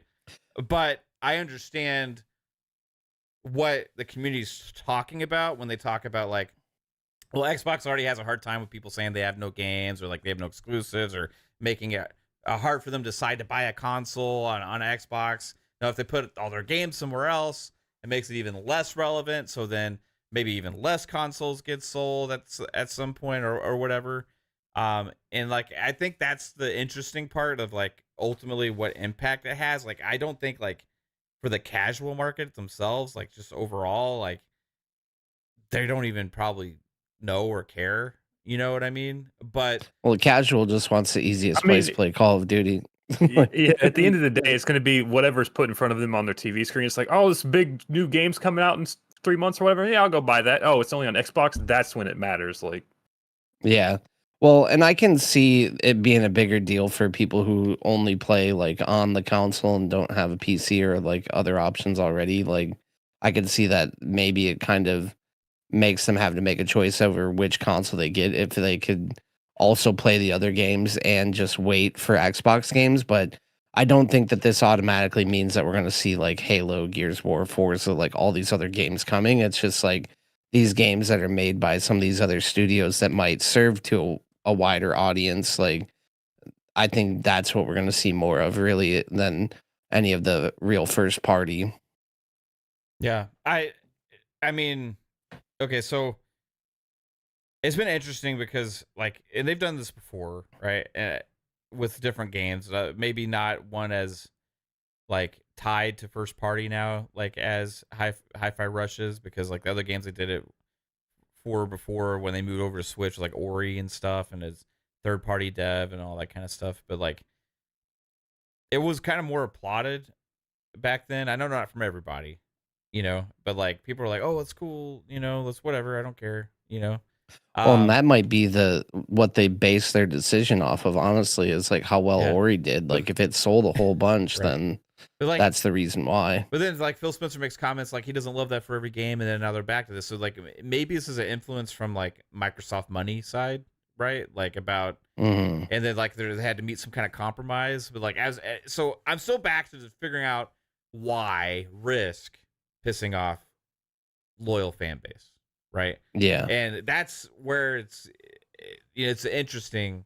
Like, I mean, it. but for the At the end monetary of the day, gains like of that, you're you know, like like the loyal fan base is what, like 1%. Like, Mhm. well, to a point with Jasper there, like, okay, so we talked about how big Microsoft and Xbox is now, right? All the hundreds of millions active users they have, right? They got like how many Xbox Series consoles out there? 30 million, Least almost, 30 to 30 35. 35, something Yeah. like that. So then they probably still have some Xbox Ones out there too. Random people that I talk to sometimes, like I'm getting a fucking haircut or talk about video games or anything like that, they were like, it's still so many people fucking play on PS4 and Xbox One. Like Yeah. it is absolutely insane how many people have not moved into next gen yet. They're like, oh, I would like to get a new Xbox. So like I just got a PS5 or thinking about getting an Xbox, or some people talk about that they just got a PS4 still, and I'm like, what this is When the crazy big to me, games you know? stop making the previous gen console version, like when COD, 2K, Madden, and FIFA stop doing the Yep. previous gen, that's Mhm. when the masses will come Yeah. over. Those are the casuals that bought those boxes strictly for those games. So they're Right. going to be fine with those until they stop getting support. Yeah, it's just because those are like ultra casuals, right?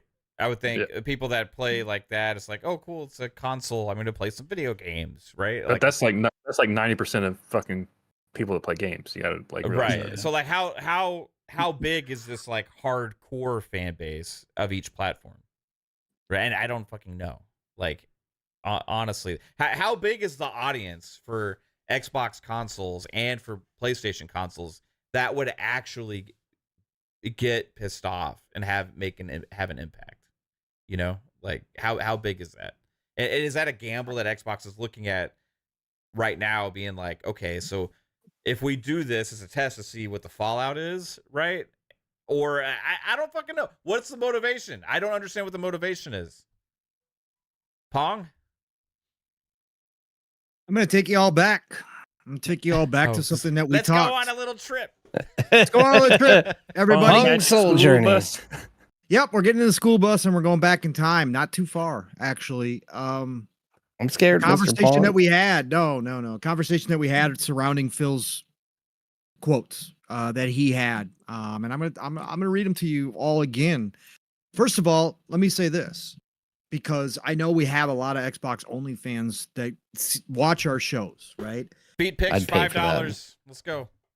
If I was in charge,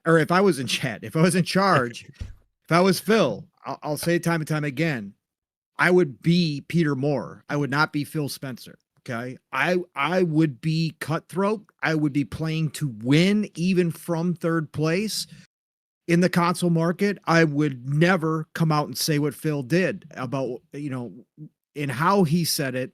I criticized him for this. I hate, as somebody who has spent 25 plus years in a highly competitive industry on multiple levels,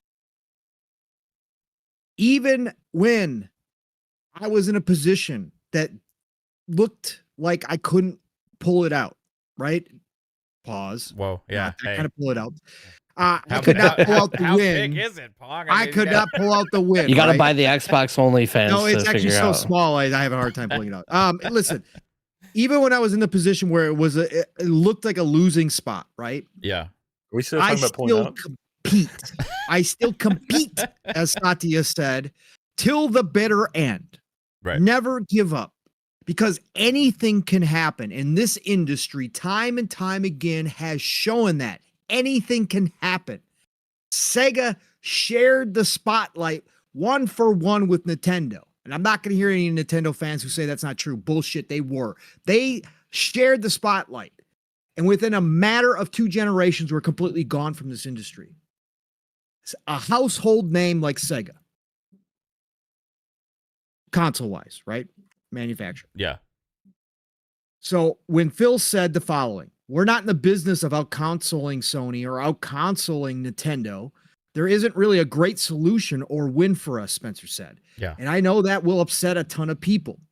But the truth of the matter is that when you're third place in a console marketplace and the top 2 players are as strong as they are, and in certain cases have a discrete focus on doing deals and other things that make being Xbox hard for us as a team, our vision is everyone on console has a great experience and they feel like a first-class citizen. Went on to say there is no world where Starfield is an 11 out of 10 and people start selling their PlayStation 5s. That's not going to happen, Spencer said.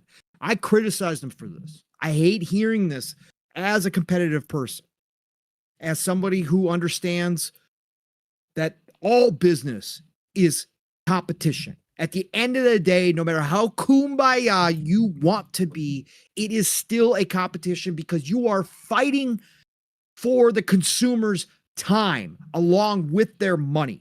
You are fighting for no matter how big you get, you still have competition not only with competitors like Nintendo and Sony, but you are also competing with books, you're competing with TV, you're competing with family time, you're competing with movies, you're competing with everything that takes up people's times. And there's a whole lot of that out there in the world these days.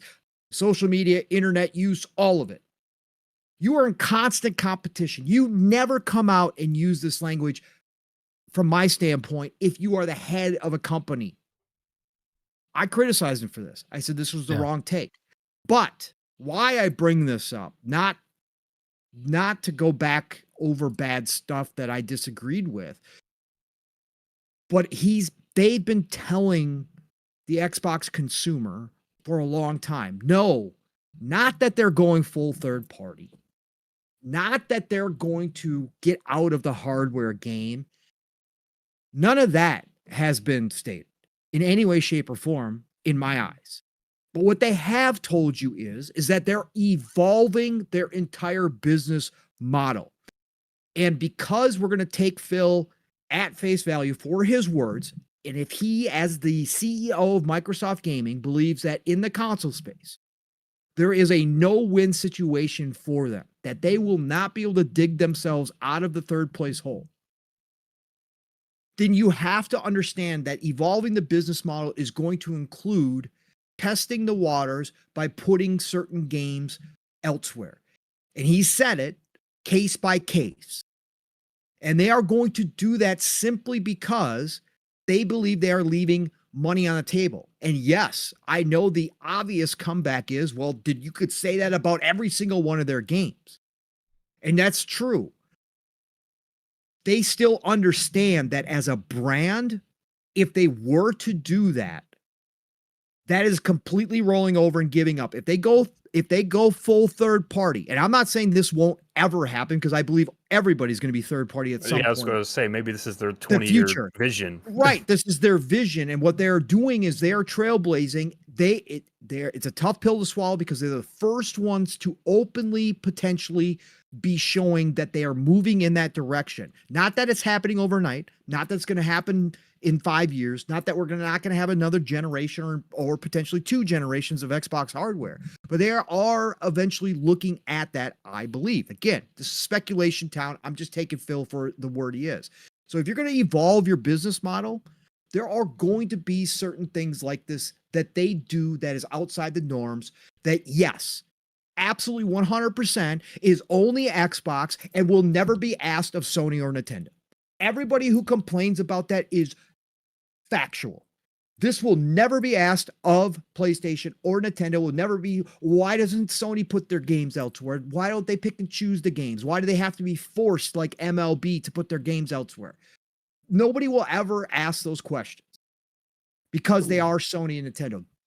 100% true. Not saying it's right at all, but if Microsoft and Xbox have accepted this position and they've accepted where they are in this industry, and now, as Mav said, Xbox brand itself, because of all these acquisitions, because of all the places that they're going to mobile, going to PC, going to the cloud, having still console space, they are going to push the boundaries of what that means because they are so large. They are one of the world's largest publishers, both in first party and third party already, and they're planning on doing more. So they're evolving. And what that means is that the idea of the console space to them is not as important to the big picture as Xbox only console players would like it to be now that they have a whole lot of power. I get it. I was in charge. I'm going to crush my enemies. Yeah. Right? I'm going flat out cutthroat. You ain't getting any games. These are all exclusive. I'm going to shove them down your throats so that eventually, with enough of this, some of your players do start migrating over to Xbox, whether it takes 1 generation or whether it takes 3 generations. I don't care. I'm in. I've got the backing of Microsoft. But again, That's assuming that the number pushers, the shareholders, the stockholders are going to agree with that to keep the money flowing to Xbox as you try to wage this war, which we know isn't always the case either. But that's not what's happening. And I think that at the end of the day, is there a danger of damaging the brand? 1000%. I agree with anybody who says that. I said if Starfield, if some of the big stuff starts being talked about by going elsewhere, I'm going to have a whole lot of questions. I'm going to have a whole lot of discussions on a whole lot of shows about what Xbox's future is, because they need to come out and explain to those loyal fans. And again, I said this last night. When I say need, I'm saying it from the gamer's perspective, from the loyalist fan base perspective. Business doesn't give a shit about your feelings and never will. So if they just did it overnight and never told anybody anything, people would hate them. People would be up in arms, but they don't care at the end of the day because their stock prices would probably go through the roof if they ever make that decision. But they do, I think, need to tell the consumers that have been with them for a very long time, who have supported them through the ups and downs, what their plans are. But right now, I don't even know if they know fully which way they're going. Yeah. I think they've made some choices. Jez today did confirm he knows for a fact they've greenlit multiple devices, right? They've greenlit multiple devices, hardware device. What are those going to look like?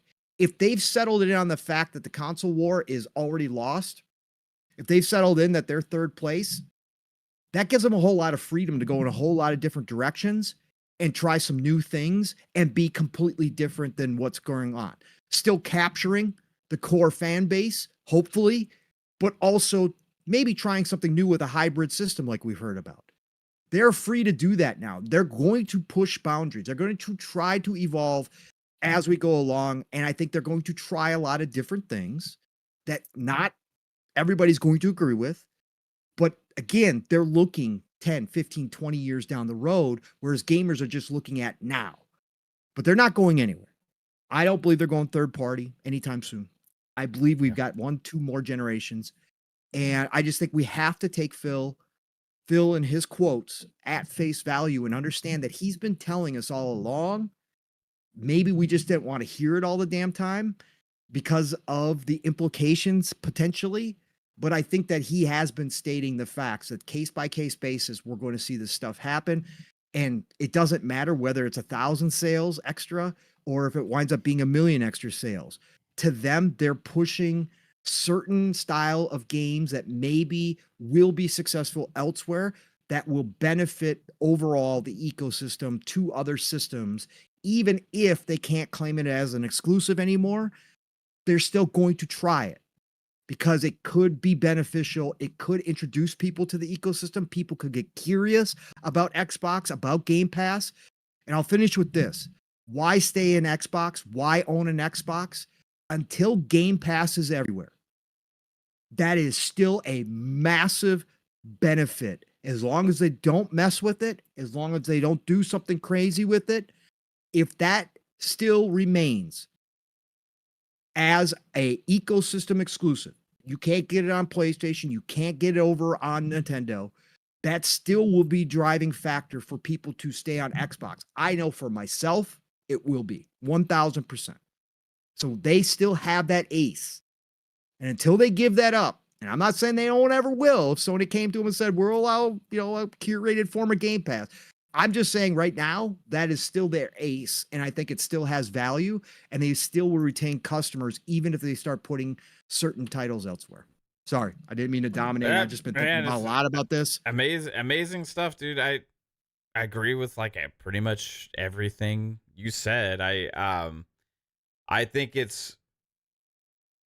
there are questions, right? I do think a lot of it's a little extreme right now, especially this early on, based on rumors and with just with the games that's mentioned and stuff like that. People are ready to are projecting the worst possible scenario because of this rumor and because of the it looks like it's going to happen, right? But people are projecting okay, well, what does this mean?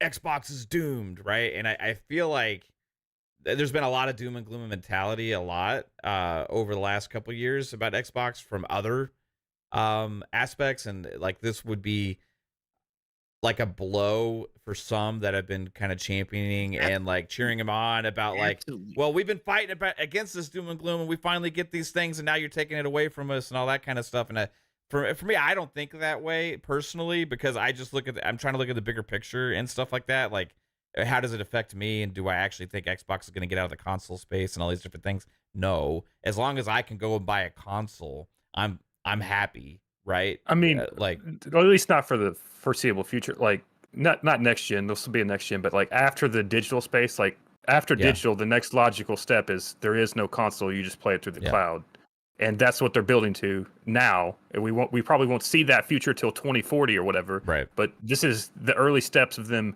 building a future where you just play something off a fucking device that's in your hand. You don't have to fucking Yeah. connect anything. It's like you don't download it. You just say, I want to play this. And that's like, I could see them potentially in the future, like 2040 or whatever, where Xbox, the name, is replaced with just Game Pass as the brand. Potentially. Who knows? Potentially. I Real quick, I do think part of the evolution is, to Jasper's point, when I was talking about that they go to a hybrid, I think their focus really is going to be continuing to move towards devices and development processes and services that form all these different pieces into one big piece, like the mobile, the PC, the console, the cloud, getting it so that it's all seamless, Yeah. even more Yeah. seamless than what we know now. I think that's really what they're trying to do here, because again, Phil's words, we're going after 2 billion, 3 billion people. We want everybody to play whatever they own, wherever they are, on whatever device. I think they're going to continue to try to push in that direction. That's why I think the next console could be really truly a Yeah. hybrid, as they try to do all that, so that whatever game you play, it doesn't matter if you bought a game on a mobile store and all of a sudden you pick up a console or whatever they have as a console at that point, hardware wise, that you just pop in and there's your mobile game and you're ready to rock. And that's what I'm saying. Like, I could see like the brand transitioning, like, because Yes. if Xbox is just recognized for the hardware itself, like, what's your brand at that point? And that would be Game Pass, because you could play that anywhere. It could just be Microsoft Gaming. We're about to Yeah. have a discussion on devices, because I want to talk about Jez's stuff in a minute. Just come back in 20 years, chat, and see if I'm right. but well, who knows with the cloud stuff, right? Because like, we'll see, right? But Forte, welcome to the show, bro. It's been a while, man. What is up, though? How you guys my doing? God, we got a Forte in here. Yeah, we got Jesus. Gaming Forte, legendary Gaming Forte, who's Man, graced Oh, by the presence. God. Holy shit, man! Here we go. What made you come? he smelled Did we negative. steer Nintendo?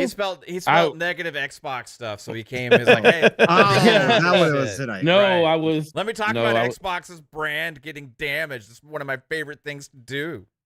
Nah, I was playing Battlefield, and I had y'all on the second screen listening to y'all, and I was like, I'm done running around this map. So that's what I was doing. Appreciate I told you I listen to y'all every when I'm You do. like usually Friday nights. I'm always up just on my PC, so I always be listening to y'all. Right on, man.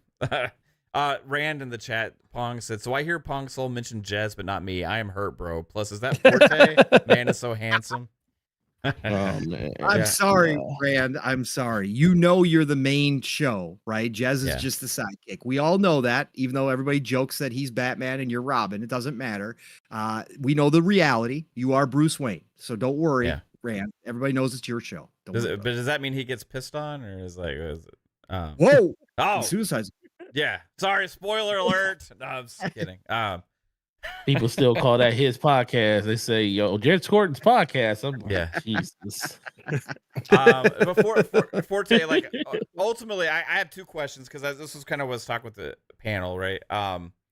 Like, and maybe you have a different perspective because of your long history with the retail and all that kind of stuff, and seeing gamers and a lot of casuals and all this kind of stuff, right? Like, but as far as, okay, if Hi-Fi Rush and maybe some other random games happen to in the future go to PlayStation and Switch, does that, do you think that have a worthy of taking note impact on the Xbox brand hardware wise, and also I want to know what you think Microsoft's motivation would be for it, because I think personally it's a mistake. I think it's a bad idea, but I don't think the gains are worth it. But ultimately, I'm not going to jump off a bridge because I don't care if somebody else Right. plays a game. Like, it doesn't bother me, you know? Right. So ultimately, do you think it hurts, and why? So it hurts only because, well, put it this way, it doesn't hurt everybody. It hurts the Xbox only console gamer because they decided that the only ecosystem they wanted to be a part of was Xbox. And that's the loyalty that they kind of wanted to set their tone to. And to those people, this would hurt.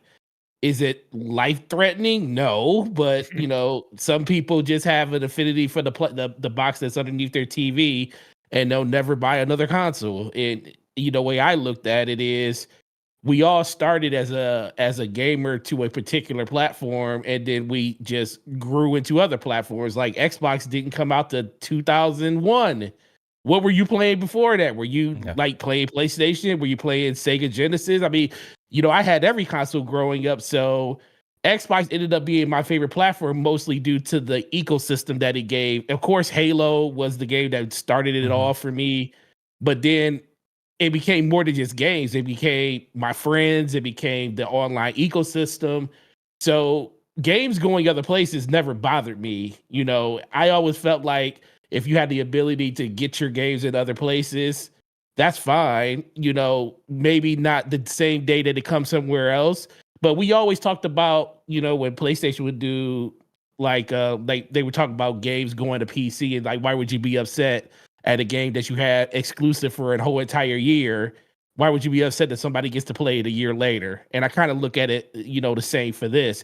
Now, if Xbox came out and started doing day and date on other consoles, I think that would kind of be the thing that would like say, yo, whoa, like, that's a little bridge too far. But I also think, to the conversation that we're having, smaller games like Hi-Fi Rush and games like that, will it? No, it doesn't. Would they do good? They probably would do decent, you know, but I always look at games like is it going to do Minecraft stuff? No, it's not going to do anything like that. Whereas it's literally going to be a reason that people are going to buy one console or another. You are going to have some people that probably would have bought an Xbox if they noticed that certain games were never coming. They would, you know, be enticed to buy it, but now that they know that games could possibly come, they'll wait a little bit longer. And that's okay. I mean, because guess what? Most of those people only bought the system for one particular thing. Like, to this day, the only reason I bought my PlayStation 5 was for God of War. Now, I play some other games on it, but literally the only games I play on there are first party. So half the time my PlayStation is just sitting there. It's been sitting there since Spider-Man came out. I haven't turned it on since. Because the ecosystem sucks besides the exclusives that come out. Well, yeah. I mean, I don't like online on there, so I refuse to play games online over there. So it's just, it is what it is. Now, if I was forced to have to do it because personally, I would never be forced, because then I would just go play on PC. It's always an option out there. So I think Xbox's whole motivation, though, is it's kind of unfortunate. They kind of made this situation what it is all the way back in 2011, when they decided to stop producing a lot of first party games, and they closed a lot of their studios between 2013 and 2015. You go into 2015-16 with 4 first party studios, Halo, Gears of War, and we already heard the narrative around that. And a lot of gamers really didn't see the benefit of owning an Xbox. Like, I tell people, the reason the Xbox 360 generation was so great is because the people that had PlayStation was going to sell no matter what. People were just waiting for that price to drop. And once the price dropped and they started coming out with games, they rallied, and PlayStation ended up selling a lot of systems. Xbox, they had the developers behind them. They had a year start ahead behind them. They had some amazing first-party titles that captivated people. A lot of And third-party exclusives too. and a lot Yeah. of third-party exclusives. So it was a lot of things that kind of, added up to get Xbox to where they were. And then all that started going in the opposite direction starting in 2011, where they kind of scaled back and started looking towards what the next generation was going to be. And if you go to 2015, where they started doing a Play Anywhere initiative, and they started putting Quantum Break was the first title that went to PC. And remember, this same conversation happened then. Gamers on Xbox were pissed. It's like, yo, what about the gamers on Xbox? Why are we putting games on PC day and date? And then that was the first game. Then they did it with Gears of War 5. Gears 5 was the next game, and then you started seeing Sea of Thieves and all these other games going over there. So it's been this consistent build up to where we are now. And the one thing I agree that Pong said the most is when these corporations or these executives tell you something, listen to them.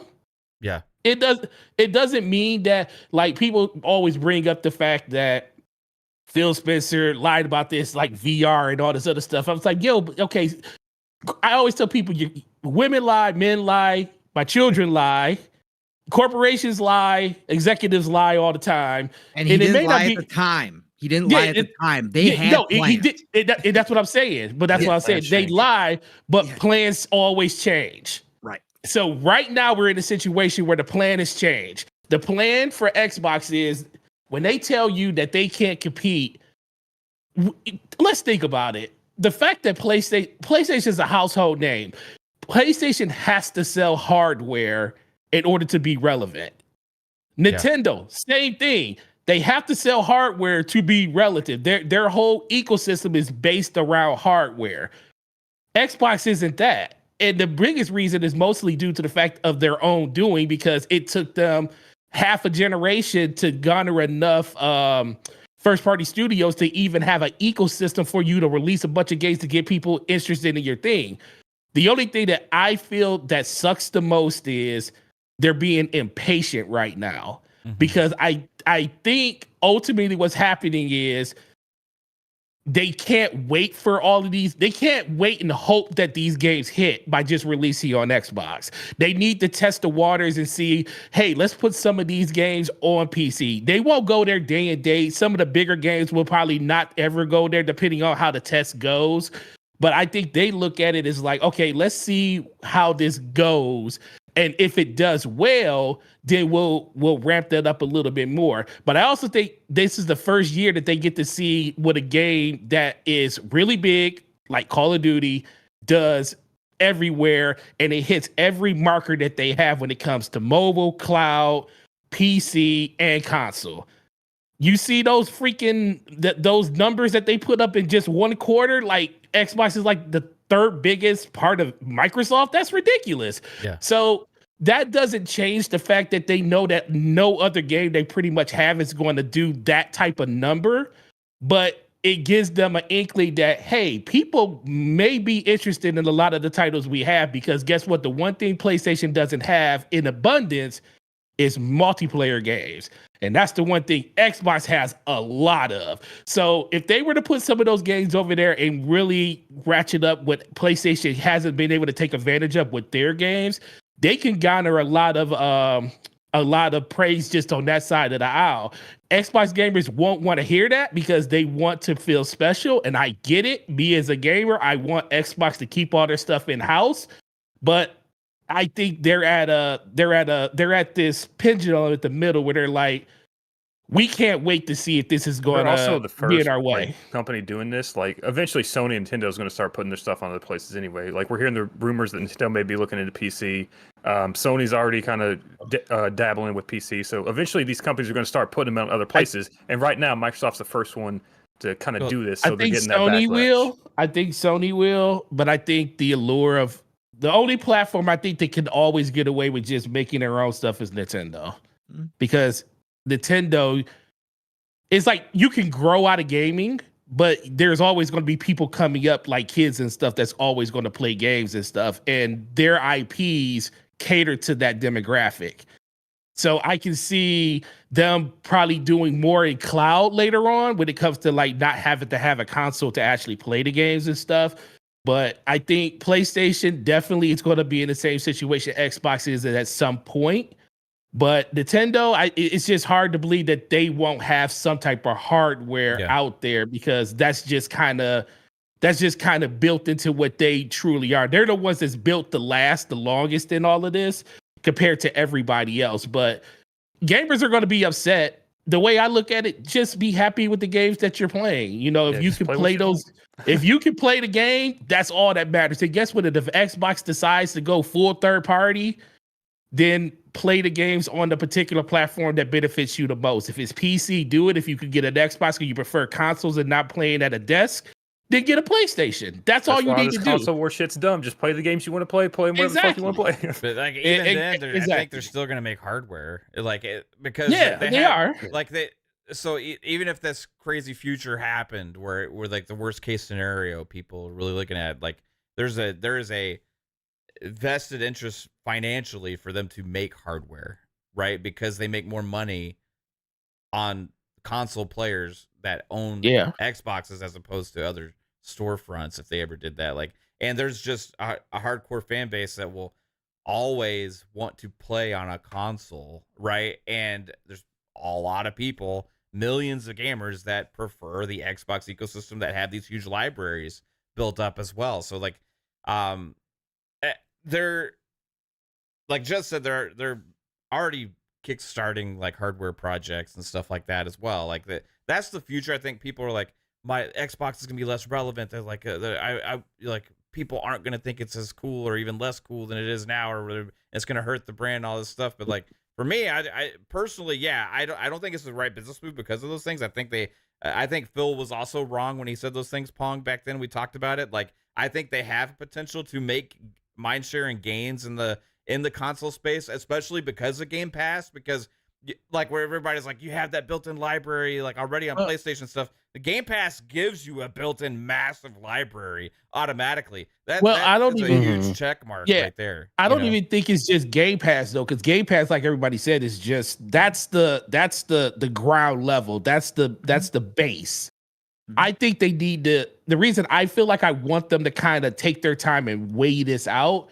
This is the first time that they're actually going to have a bunch of compelling titles that's going to release that could kind of move the needle. So if they jump the shark now, they will never get a chance to truly see what actual development time of these games can do for them. I've seen Hargeet make that point a lot, and I agree with it. Like, let it marinate some before you make that decision, because you have a treasure trove now, so you have a chance to make gains. I agree with that. That's why I don't think it's the best business decision right now to do that. But like, I'm not ready to go sell my fucking Xbox and think it's irrelevant or a piece of trash now in case they do it. But all of this can change if the head leadership changes, because right now a lot of this is a Satya Nadella move. He's come out multiple times talking about having the games in multiple places and stuff. Phil Spencer has definitely talked about it. I think that was kind of what the overall ethos of Xbox's new vision was built on, if we go back to just that conversation that we all believe had. And then Satya is 100% built into that. And somebody else said it earlier.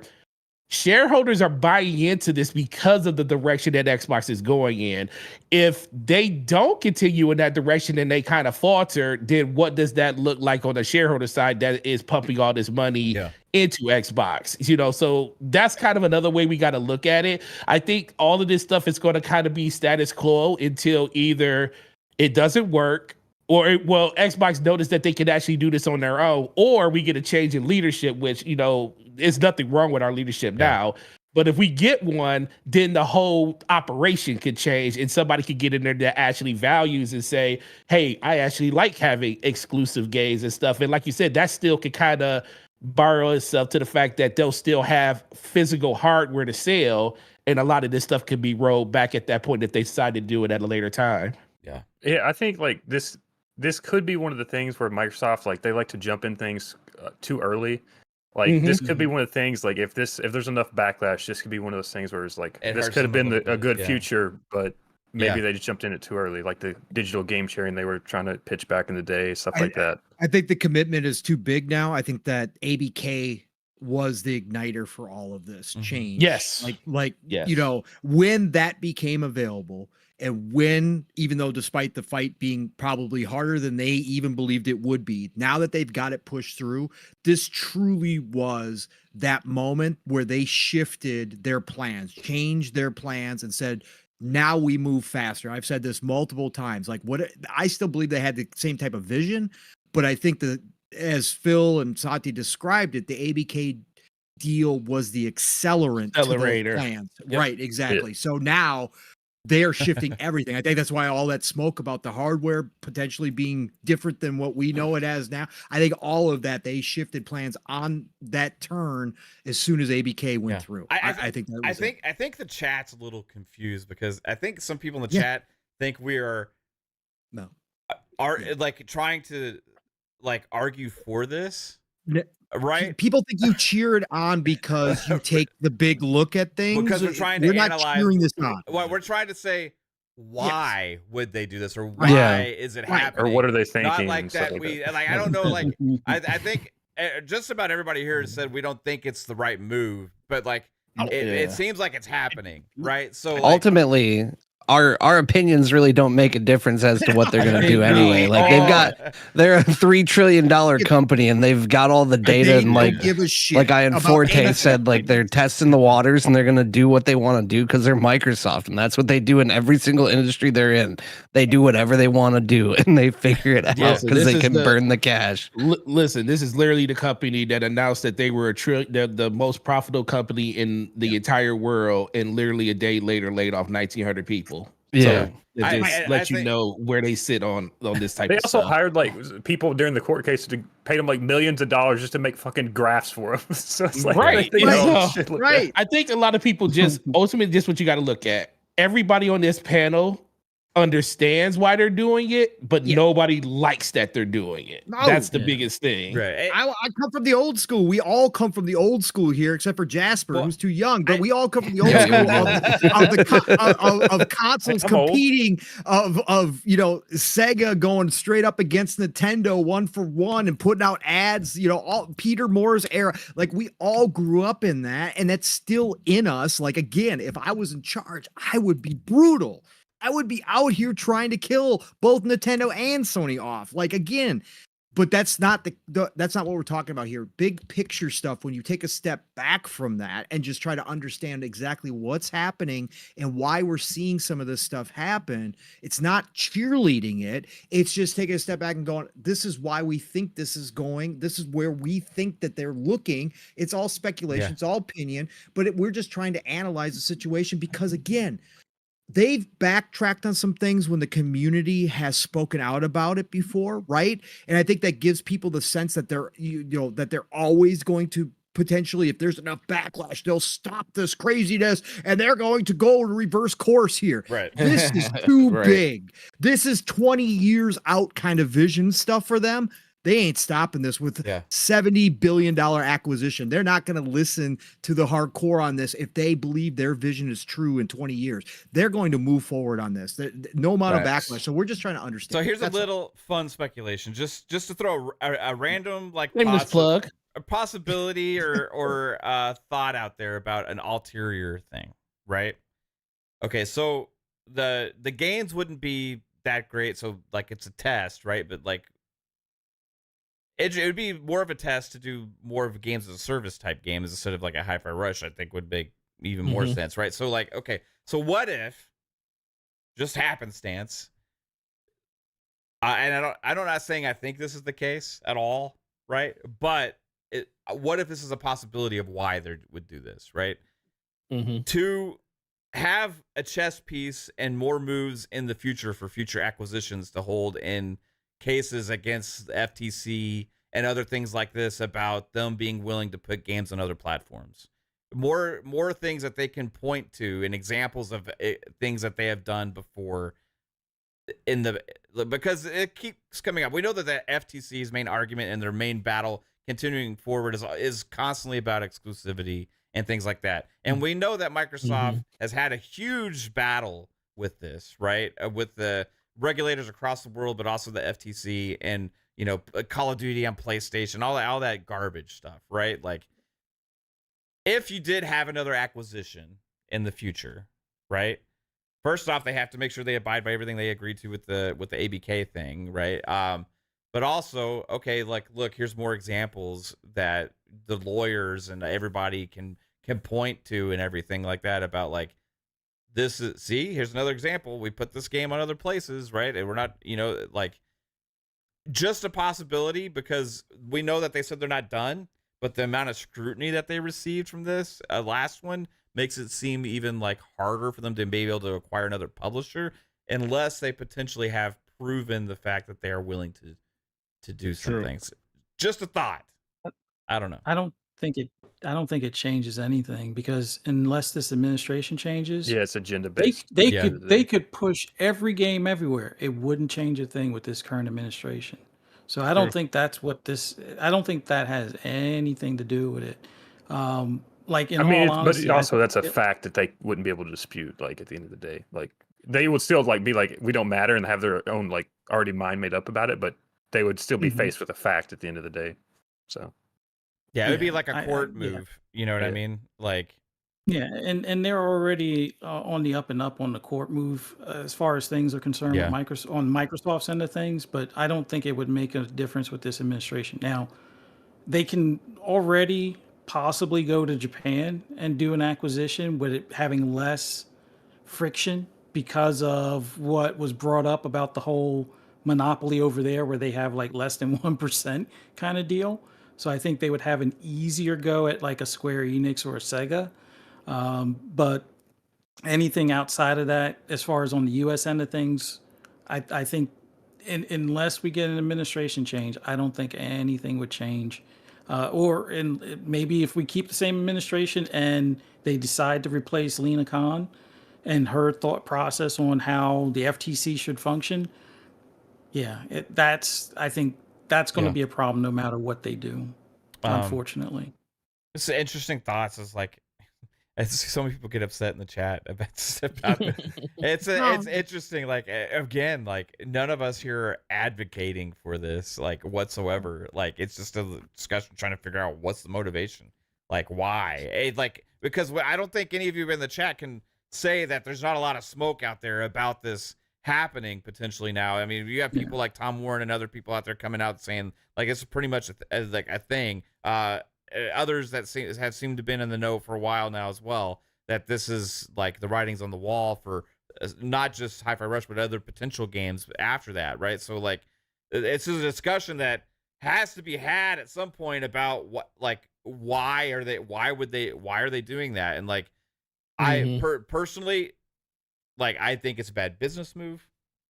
Personally, it doesn't bother me, because I don't care about it doesn't change my experience. So, like, I'm not emotional about it, right? But where people are emotional about this, right? That's one of the reasons why I think it's a bad business move, is because of the same people that are getting upset in the chat about us even talking about it, right?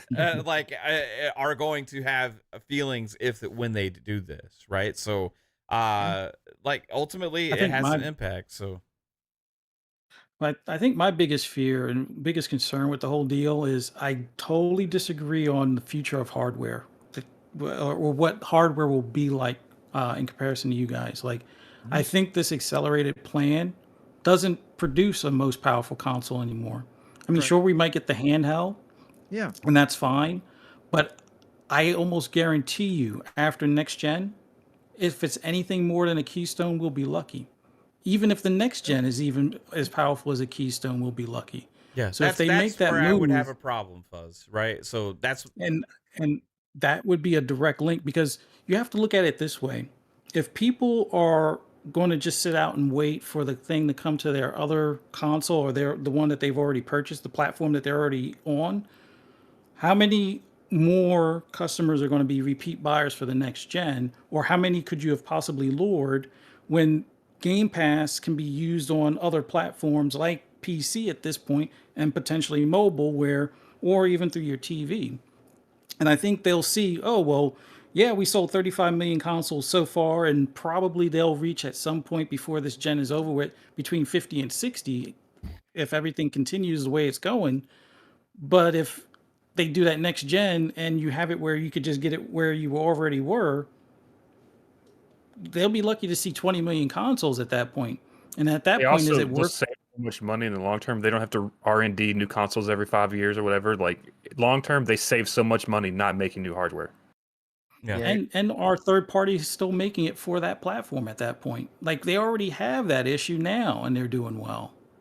Yeah. Why do you think it would be any better with less consoles on the market? Well, and also the competition side of things. I don't want this to happen. That's why I said I would be competing so I don't want Sony and Nintendo to be the only console makers. Like that's a scary thought to me. If they hold on to that, and that's where we have to.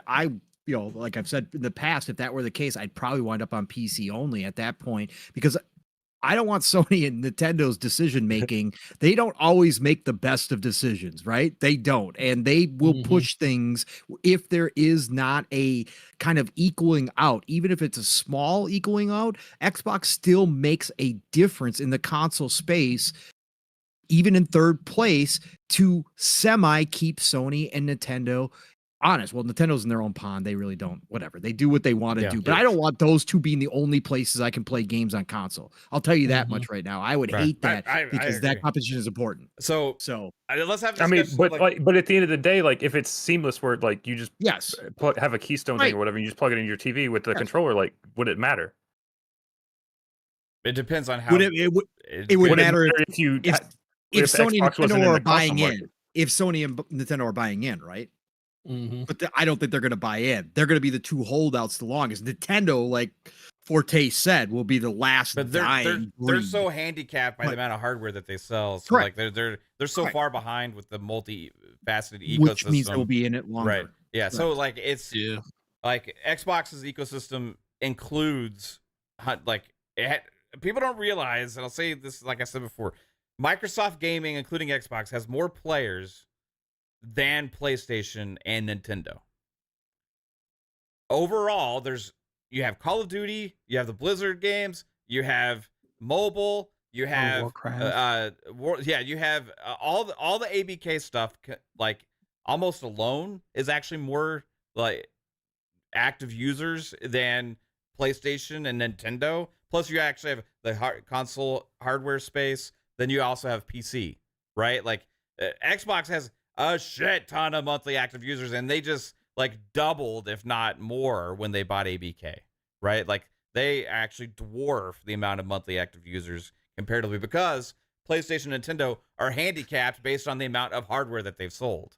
Xbox is not handicapped by that. They have unshackled themselves from that a long time ago, right? And have even expanded it now to where a lot of active users that are in the Microsoft gaming ecosystem also play on PlayStation and Switch because they're playing multi-platform games, right? Or games that they've got with ABK, right? So, and ZeniMax Bethesda too, with like Elder Scrolls Online and that kind of stuff. So like there's a huge amount of people that they're accounting for now besides just the Xbox console gamer, right? But I don't think they need to put everything else everywhere for sure. But when we look ahead at the hardware, which Jez said, like shout out to Xbox 2 podcast and Brandon Jez said that he knows that they've greenlit some hardware projects at Xbox. Like, and I made this case, I think it was on last night's PM and the PM Pong, where we're talking about like, I think it's easier actually because of how big Xbox is for them to greenlight these projects as well, because of the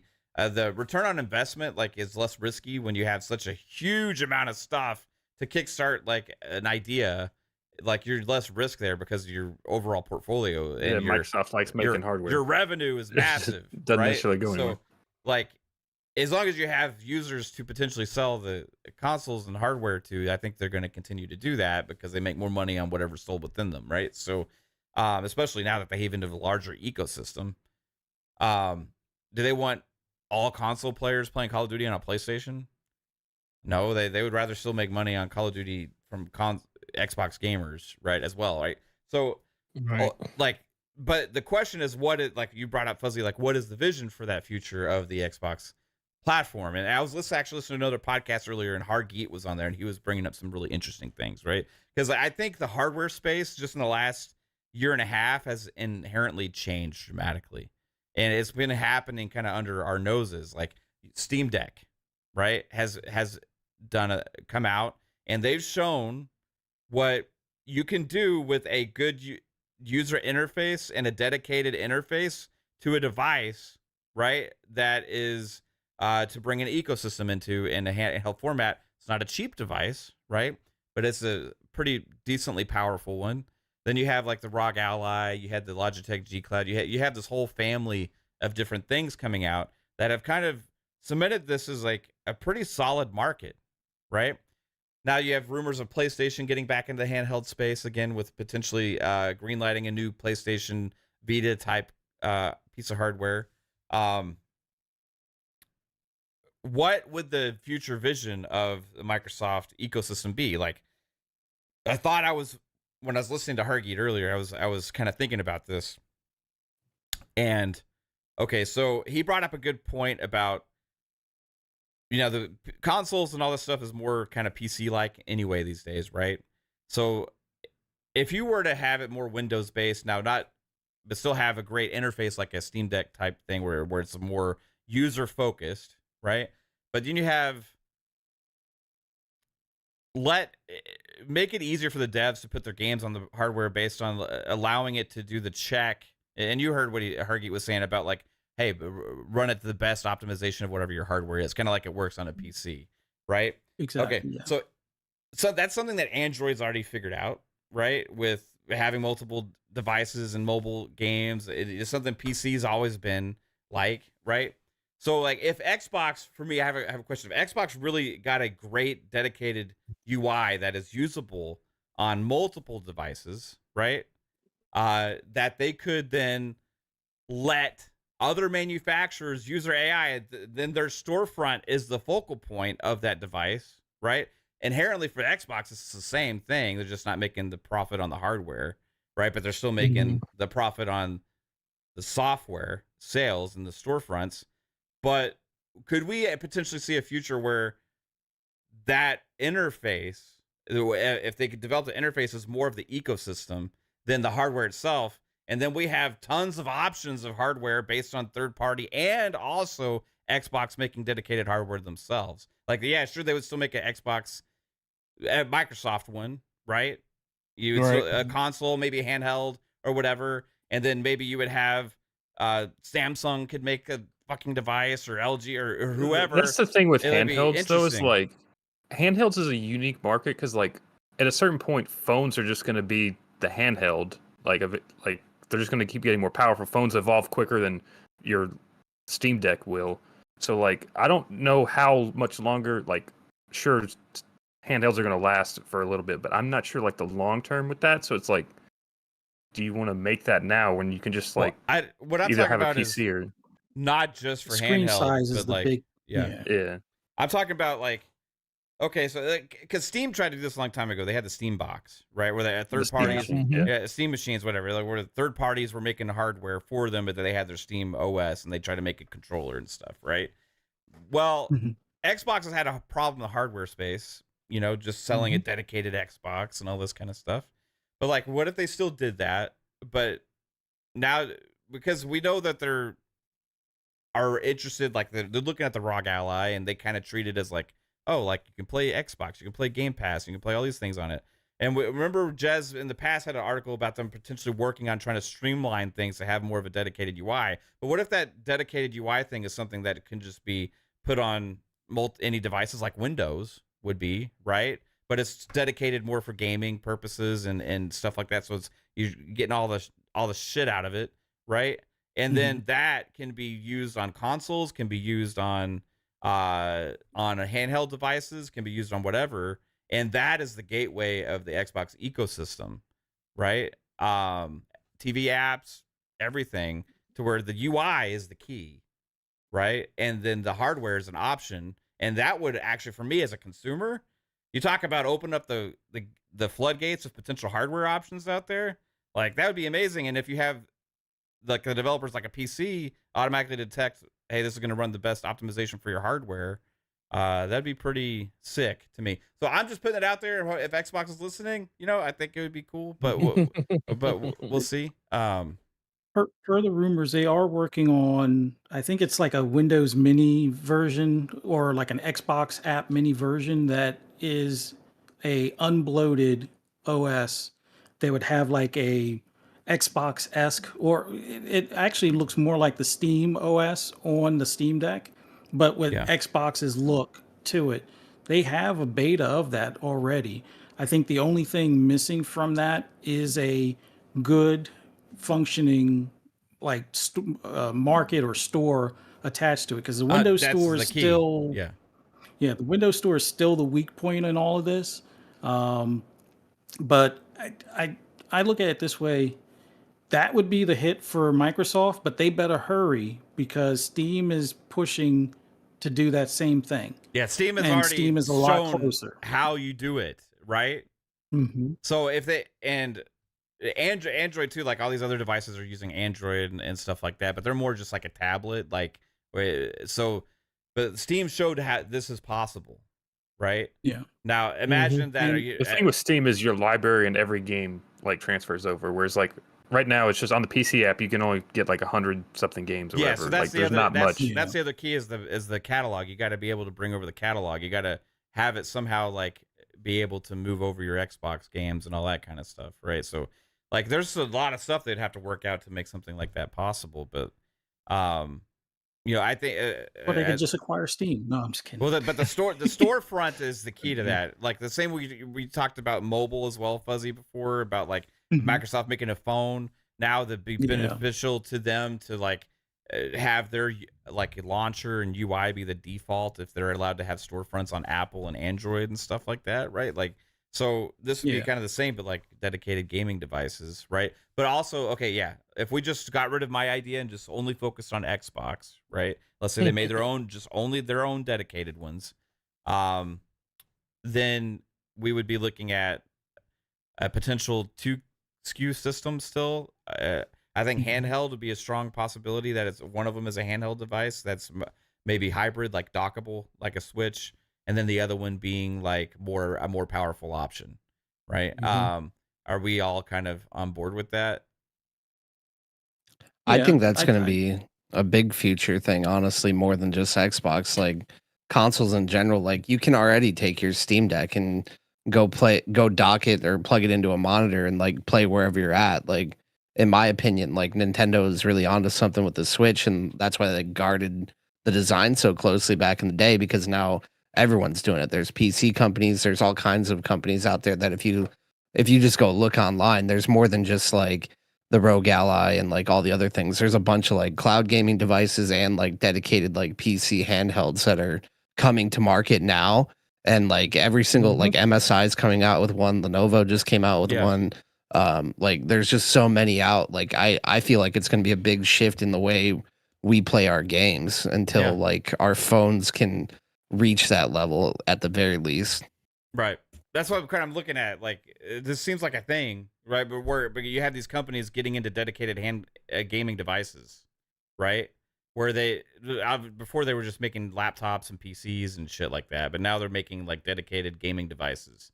So Yeah, like, there's a lot of crazy ones coming out. so where does that go? Because this is a new thing, and like I really think Microsoft kind of needs to look at that and see, let's get into that and make sure that they're buying games in our storefront and have people because it'd be an advantage if you were one of these third-party companies and they're people have to understand they're like MSI or LG or whoever's making these different things or Asus, their benefit is selling the hardware. They're making profit on the hardware, right? They're not making they're not making money in the store. That's Google, right? It's making money in the stores or in a ROG Ally's case because it's One of PC oriented. one of the I think, recent go one of the recent interviews that Satya did, like he said one of the biggest failings of Microsoft in like the last like 20 years was the fact that they dropped out of the phone market and didn't support the marketplace. Like that was what he said was one of the biggest like I bought, disappointments like 2 and Windows phones, Satya. opportunities. I'm sorry, I tried. But I mean Glad the you fact tried. but the thing is like Microsoft didn't really support it as well as they could have, or they didn't understand the business, or they didn't even try and stick in. Like they completely abandoned it after a very short period of time.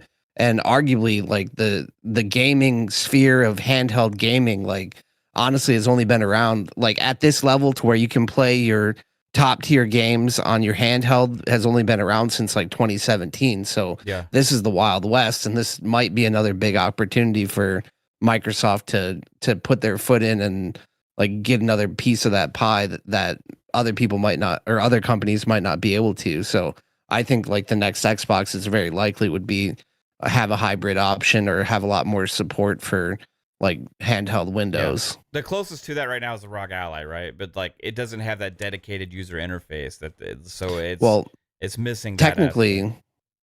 Technically though, with those devices, the ones that are running like the handheld Windows, like technically Microsoft already has basically has the market. They just need to capitalize on it and make it official. Yeah.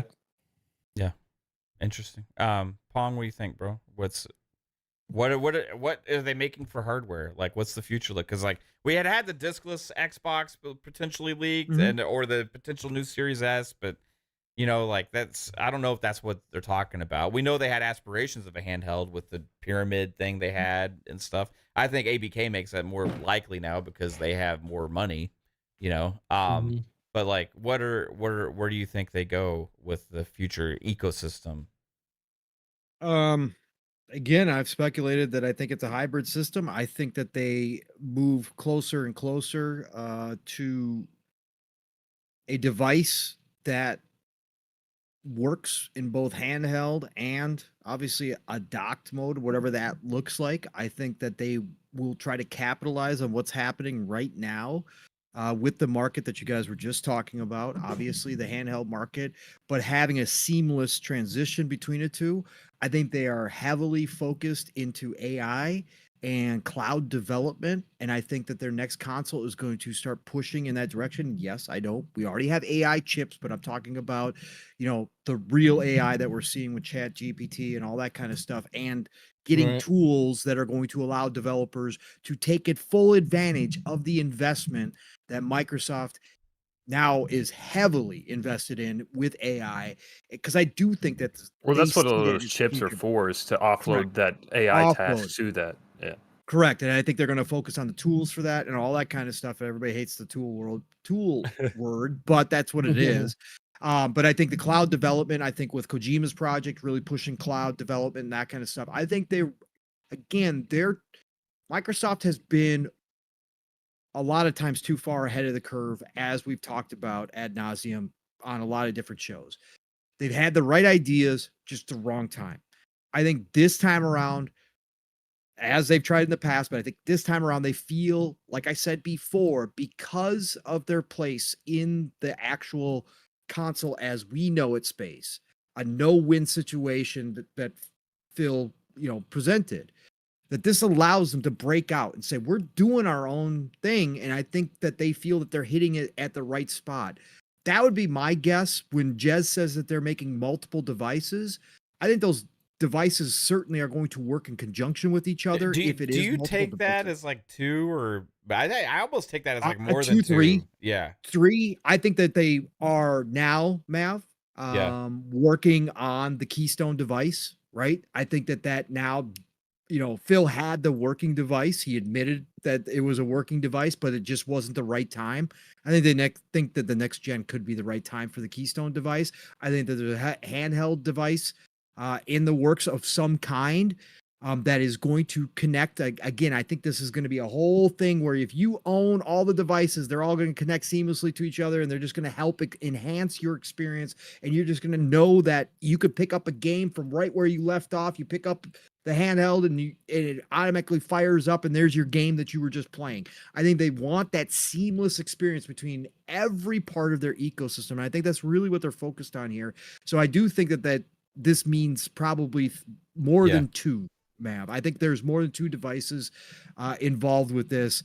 And, if you want to throw gasoline on the fire, as people were posting on X today, Phil Spencer liked Jez's article about the handhelds. About the handheld, yeah.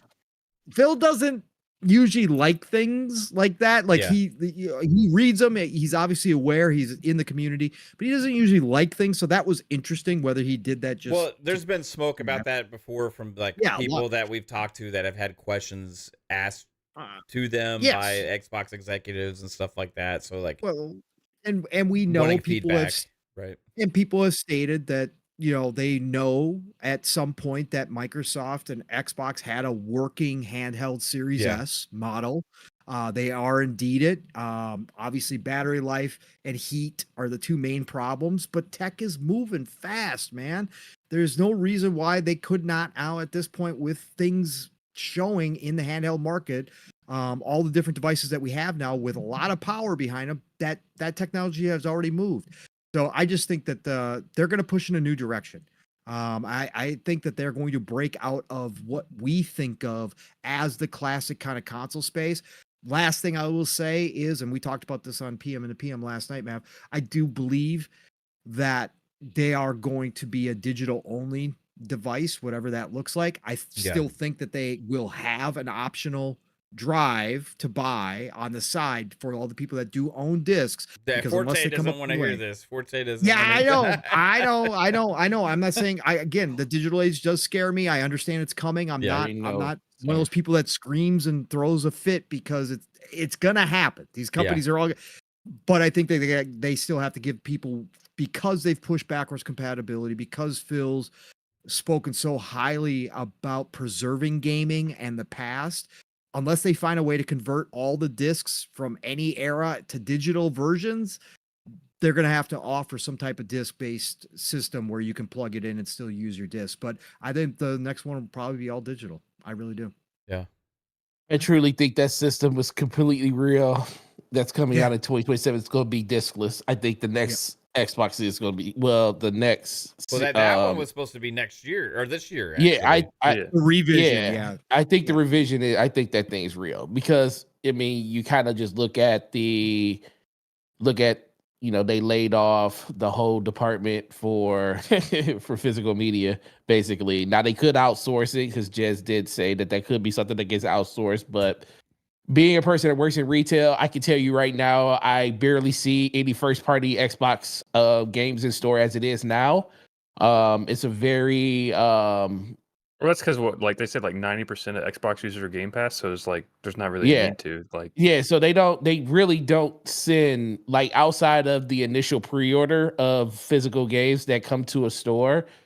You like sometimes I'd be shocked when somebody come and say, "Hey, you got Halo Infinite?" I'll be like, "Do I?" Because I'll just have to think about it. Then I'll go look, and I'll like, "Oh, we actually do have one copy." So I think this has been something that's been thought of and theoried out for a while now. Xbox has been basically going in this direction for quite some time. If you go into any store, not just GameStop, Target or anything, and just look at the game section for especially Xbox, it's like a quarter of what the other platforms are. Yeah, it's bare bones for me on everything. Actually, like the aisle's been shrinking for years. When I was a kid, it was like fucking two walls back to back. Then it was just one wall. It's just even Switch. If I go to Target, like there's a lot of missing. Well, they stopped carrying them for the most part because Switch is. Man, I'm still shocked how many games come out on the Switch. Like, and the also thing is they get so many obscure games that you'll never see, just because they just release, and they'll probably send 2 or 3 copies of it. But it is a game that they send out, and I also think it's just the fact that Nintendo, they know their market when it comes to the value of it because they don't drop prices on their games and stuff. So it keeps the resale value high and it keeps people always buying those games physically for them because it is a value to do that versus digital games. The only thing that really kills me about digital is the fact that consumers get no cutback or nothing off of buying it digital when you're selling it at the same price you sell it as physical. It's like I don't have a problem with capitalism. That is the thing. That's that's how Microsoft became a $3 trillion company, and all the rest of these companies got to where they are. But it's like it's just a hard sell when you sit there, especially knowing that you can't do anything with it, especially like single player games. Once you're done with them, it's like, okay, I guess this is gonna sit on my hard drive for eternity now. So that's why I'm very selective in the games I buy digital. If it's a game I know I'm never ever going to get rid of, I'll just buy it digital. But if it's something that I'm like, okay, I know once I'm done with this game, I'm done with it, and I just take it back.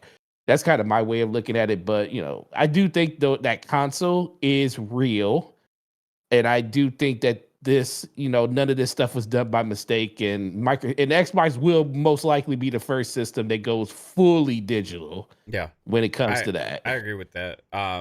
But I think I kind of agree with Pong. There'll be like an option for like a disc add-on because of the library and backwards compatibility as well for like the people that have large disc libraries for the future. So we'll see what happens. I think John Matrick comes up. He's like, "We have a 360 for this game. We have I got a soda pop for you." It's called the Bat Compat Drive. I don't know. So you could. I mean, there could be a million things that they come out with. Like I feel like we're probably gonna get that hybrid thing, and probably also a powerful console as well. What they could do with that, which would be really cool, I think it could cause a lot of problems. Like have your console like be the more powerful one, and your like handheld one like dock into your console, so that way you get the GPU off the console. Oh yeah, like an external GPU. Yeah, but that could cause a shit ton of like problems. That's something that's what the ROG does if you want to get more power. Yeah, interesting. We'll have to wait and see, but I don't think Xbox hardware is going anywhere. Even if Hi-Fi Rush ends up on a PlayStation, unless you sell your Xbox, let me tell you, that's on you. Let me ask you I'm ripping mine out of the wall as soon as that happens. I swear to God. Let me ask you this. So, anybody that says they're going to get rid of their Xbox for Hi-Fi Rush, you're loony. What is the game that would make you truly consider saying, I really don't need an Xbox anymore? What game would that be? Me personally, there would not be a game because I just prefer to play on a console. Right. Okay. Like I think not. I mean, that's a good point because I tell people that all the time. like just because you see people talking like, oh, there's no reason to own an Xbox. I could just play everything on PC. I could just play it here. I don't want to buy a $2,000 PC for every fucking TV in my house, right? I want to sit on my ass and buy a console and just be able to turn on the fucking game. Yeah. And I have a huge library and I have tons of games and I want to buy the games for the platform that's that why, I like. It's not a single game because Xbox is about like the party chat and stuff like that. It's just where everyone is. Like it's the ecosystem at the end of the day. That is a great point, and I'm glad you said it because that's the thing that needs to be talked about the most. People always talk about the games that are going, but I always go back to, dude, it's the ecosystem. Like if it was truly about the games on Xbox, I think a lot of us wouldn't been on Xbox as long as we have been. Because trust me, we endured some non-gaming years on Xbox when it comes to the games that they released on there. It's always been about the friends you have on there, the ecosystem, and playing online with the people that you care about the most. And let's be for real, the controller is still second to none. I feel like it's still the best controller. I can't I could play with a PlayStation controller. Do I want to play with a PlayStation controller? Heck no. No, inline thumbsticks suck. Offset is better in every way. So Xbox has a lot of good things going for them. The biggest thing is I just want them to take their time and realize that there is an avenue out there where you can be as profitable as you want and still build the ecosystem that you have without having to give all of your games away. Let's hope it's not too late, but that's kind of what I hope happens in the near future. And to your point, Forte, Xbox still, for me personally, has more games that I want to play than PlayStation does right now, as far as first party, especially with all the acquisitions. Again, me being a huge Bethesda head, all that kind of stuff. Obsidian, right? One of my favorite dev studios as well. Yep. PlayStation doesn't have those types of games. They don't have those studios. So therefore, for me, I have a much bigger chance of getting a game from Xbox first party that I want to play on top of course, Game Pass for me as the grazer being one of the greatest values ever in Yeah, gaming. The 100%. And they greatest make value new in shit. gaming. So those things aren't going away anytime soon. So no, there is no reason. There's a couple games on PlayStation that I'd love to play. There's a couple games on Nintendo that I would love to play. I haven't bought a Nintendo system in decades. I still don't have a PlayStation 5 this time around because again, they don't have enough where I say I need to. And now that I have a PC and now that PlayStation's dabbling, those couple games, chances are I'm going to eventually see them on PC and I'll play them. I don't have FOMO. I've so I'm seen good. I've seen a lot of this too. People are like, I'll just play on people just move over to PC and or whatever, and it's like they're cool with that. They are. That like they're That completely doesn't bother them. yeah. That doesn't that like I, that's they said it. They said They it might even get a themselves. double cut because of Windows. right. Yeah. Right. PC's still an Xbox as far as I'm concerned. Yeah, like that. They're completely cool with that. You know what I mean? Like You're still in the ecosystem. 100%. You know. Why So Serious gifted 5 Fun Speculation memberships. Why So Serious comes in with the hype trade. He buys 5 tickets. We added another car. We got to Mach 3.0 off of that, everybody. That's right. The 5 bomb, the easy layup. That's right. Why So Serious helping us get to that Mach 3.0 goal that I thought we could hit. Let's do it, everybody. Choo-choo, motherfuckers. Yeah. Do it. Voidlock earlier with the $2 super chat says Minecraft is already on PlayStation. What's the difference? I think It was already on PlayStation. It was before already they there. bought it. That's why. yeah. Was it before they got acquired? I don't. I think it was only on like It was already Java. announced. It was like It was on. Java. It was on. right. It was on No, it was- three. it was on- Did they? Was it on 360 when they bought it? It was Or on I don't PS3. remember. It was on Was it? PS3. I don't remember. It was Yeah, so, but it was so it- long ago? When did they buy it? 2014. Yeah. Okay. Yeah. Okay. Then Yeah, they they would Very already early been in on the 360. and Xbox One generation. But even then, I still think they would have put it on PlayStation. Like, it's just like, I think that's like just the game that is like such One a of the most- family. Like, One of the most played games on It's- PlayStation it's is like, an Xbox for a title. How long you time, love that? I don't know if it still is right now, but for the longest time, it was the biggest game in the world, right? Like Yeah. it's just tons of Minecraft players, right? Anyway, so Angry Hippie with a $5 super chat says, "Give me them feet." Oh, this is when I said when Pong said the man. OnlyFans thing, Xbox OnlyFans, right? We got Xbox OnlyFans. We paint our feet green, paint Xbox logos on them, and buy pics for $5. You Appreciate it. paint your whole foot, not just the nail. Yeah. What color would the there you nails? go. What There's color my would the nails would be? Big Mad Mo, member for 11 months, says, "Shout out to all y'all. Keep up the good work. Appreciate you, Mo." Appreciate you, big Shout out bad to Mo. What's going on, Mo? Alvin hit us with a $5 super chat. Says, "Everyone go watch the Halo 3 Believe trailer and relax. No reason to worry. Xbox ain't going anywhere. Gaming is alive and well. Perpetually positive." Yeah, there's a lot of doom and gloom. Bungie and- made that trailer and they're owned by Hey, Sony. that was a different Xbox back Yeah. then, brother. Yeah, there's been a lot of doom and gloom and negativity just in the gaming community overall. Like I had shared something that George R.R. Martin had posted yesterday.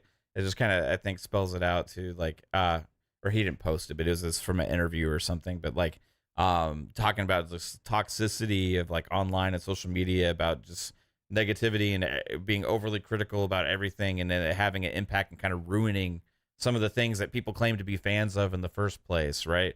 I completely agree with that. Like, a lot of harm is kind of done almost to like a lot of these hobbies that we love because of the amount of negativity that is focused on it, to where we ruin good things all the time because of just the overcriticalness. And if we take a step back and look at how fucking good we got it as gamers right now, it is absolutely insane the kinds of games that we're getting, whether it's a games of service or whether it's single player or whether it's on a PlayStation, a Nintendo, or an Xbox, right? Or PC, or a handheld random gaming device that you bought. Like, there's so much fucking awesome shit to There's play right multiple now. big games coming out every And- month. yeah. Like back in the day, it was like every couple months, if that. And Back in the day for Jasper was 10 years ago, by the way. yeah, and at the at insane value with something like Game Pass too, that like it's just nuts, bro. And like great hardware, like it's just gamers are eating so fucking great right now, man. But like, it's just you go on social media and it's like the fucking industry sucks. It's like gaming sucks and everybody hates everything. It's so weird. My beautiful wife Caitlin, member for 26 months, said, "Y'all try the new bone-in fried chicken from Sonic?" Well, okay. No, it doesn't exist. Is that a thing? No. Oh, okay. Okay. No. But I got a story to tell you. Okay. All right. So she's joking because this happened today, right? We went to I was stupidly enough. We're going down like driving, and we're talking about what do you want for lunch. I was like, I'll give Sonic. I'll just get Sonic today, like because I wanted something that I haven't gotten forever, even though that Sonic sucks ass, right? I think my Sonic sucks ass too. I think that's just Sonic now. No, maybe Sonic just sucks. Sonic has gone so far downhill, man, the last like several years.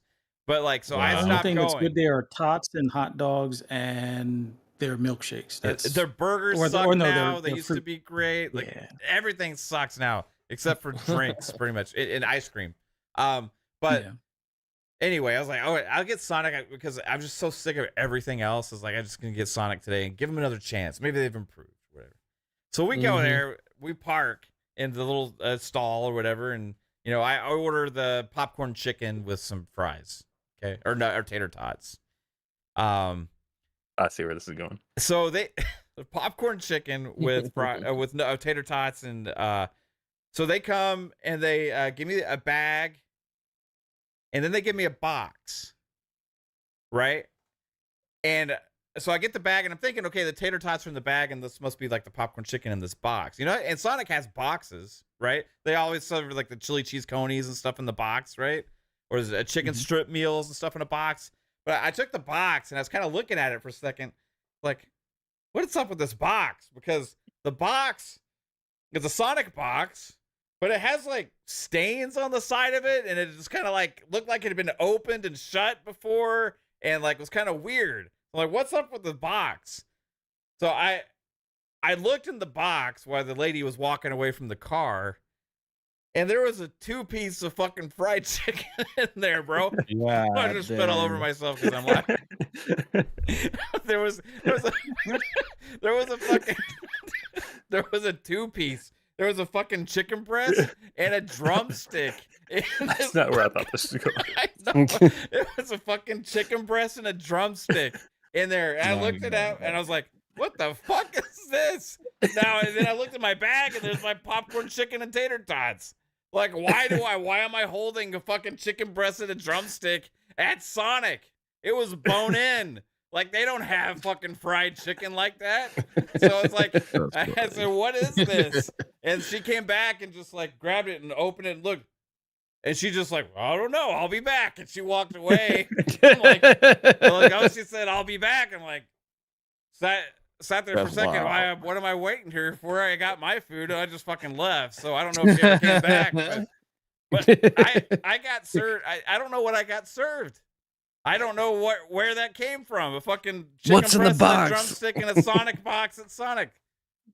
Oh man! Can anybody explain? Was it in a Sonic box? You said it was in a Sonic box. It was in a Sonic box that looked like it was used. Maybe someone just brought like fried chicken from home and made it for their lunch. Somebody's lunch. I think she grabbed I think she grabbed somebody's fucking KFC or fried chicken from home and put it on and gave it to me. That's funny, bro. That's so weird. And then what was worse is the popcorn chicken and the tater tots sucked ass. So they don't ever clean their stoves or grease there. It's like always so shit. Yeah. Well, the popcorn chicken tasted like old ass grease, and so did the tater tot. That was nasty, dude. That is so. I almost wanted the fucking bone-in chicken. You should have left with that. My Sonic a few years ago, literally, like the oven caught on fire because they never cleaned the fucking grease, so the fire department. Oh my god. Oh man. It was so Sonics weird. over here aren't quite that bad, but they're not like, I mean, they're not a first choice. Like they're like, Right. we're passing them. Let's just pick up something and go kind of thing. But they used to be great when I used to do like car shows and whatnot, or like Cars and Coffee, and we'd drive around and park our cars, there. It'd be like either Camaros or Mustangs and things like that. And it was okay then. It was either that or go to Hooters. But Hooters. we already know the chicken sucks over there, but that's not why you go to Hooters. So, but that's something else. Hey, the chicken sandwich. Definitely not. I used to get the chicken sandwich. It was great back in the day. From Hooters? Yeah, they used to have. I worked at a Fry's that was like across the street from one. So when I when I went on break, I would go over there to get the chicken sandwich, and I would get like almost every day. But like it was fucking great, bro. It was like huge. They must have thought you were like and a had pervert or sauce. something. They see you like coming in 7 days a week. I know everybody. Like there was an Olive Garden there, and then there was a Hooters, right? So like everybody there went to fucking like Hooters for lunch like every day. I promise, babe. That's why I went. It was for the chicken sandwich. And yeah, but like, yeah, it was weird. Have any of y'all ever gone to a fast food restaurant and went to the drive-thru, or went and got something and then them just give you something that's not on the menu? I've had seriously screwed up menus at McDonald's. Like a week or so ago, I went there. I asked for 3 meals, all of them large, all of them with Coca-Cola, and they gave me like a water in a smaller cup and a Coca-Cola, and that was the only drinks at first. And I'm like, I asked for 3 large Cokes. What is this? Oh, so they gave me somebody else's drinks apparently. They finally give me my drinks, and I'm still waiting for the food. It's like 5 minutes of going, oh, can you move up? I'm like, 5 minutes? Oh, okay. I don't want them spitting in my food, so I'm not complaining just yet. And I think it was like 10 minutes later, they brought me 3 sandwiches, no fries. I'm like, where's the fries? I thought that was what I was waiting on. Oh, so they come with the fries. I didn't even check all the sandwiches. It was like 2. It was supposed to be 2 quarter pounders with cheese, and one was supposed to be a double quarter pounder. I just checked the top 2 boxes and felt for the third one at the bottom. Didn't look at it. Come to find out, it's 2 double quarter pounders with cheese and only 1 quarter pounder with cheese. So I wound up eating the other double quarter pounder, which I'm not a big fan of the double quarter pounder compared to the quarter pounder, but yeah. That sounds like an experience I get almost every time at McDonald's. Like they never I know that get anything right. my Sonic used to have dog treats. So if like they saw your dog in the car, they would just hand them like dog treats. Like that's not on the menu, but Oh, okay. Mm-hmm. Yeah. It was just fucking bone-in chicken at Sonic in a used box. It was so weird. Bone-in chicken at Sonic. It was a Like, chicken this- breast and a drumstick, dude. Like, and it looked Man, like this the is- skin was pulled off the top of the chicken breast. I'd have been like looking around, like, is this Jollibee or something? Yeah, it was strange, man. We were like just baffled. they're giving you the hookup. Yeah, I should have. I didn't even think at first because I was too much like, what the fuck is this? You know, like, we should have stopped and took a picture of it and like, you know, like made a whole thing. Like, Sonic You was in just, such hey, this is disbelief. Matt from Fun Speculation, and I'm here at Sonic, and they just gave me some chicken breast and a drumstick. I don't know what's going on here. I wish I went even if you live. took a picture of it, no one would Yeah. have believed you. They would just be like, you you brought it that was from home. planted. Yeah, it was. I planted Be the like- conspiracy. No, You'd be like, fucking man, weird. be like, that is crazy. You'd be like Mr. Chime Time out here, like, I don't know how this ended up in my bag. Yeah. Well, I didn't order it. And this definitely ain't a place that sells chicken. I mean, they have chicken. They have chicken strips, chicken sandwiches, and popcorn chicken. They don't have fucking chicken on a bone. Like, No. Not here. Not. Oh man. That's Anyway. funny. all right.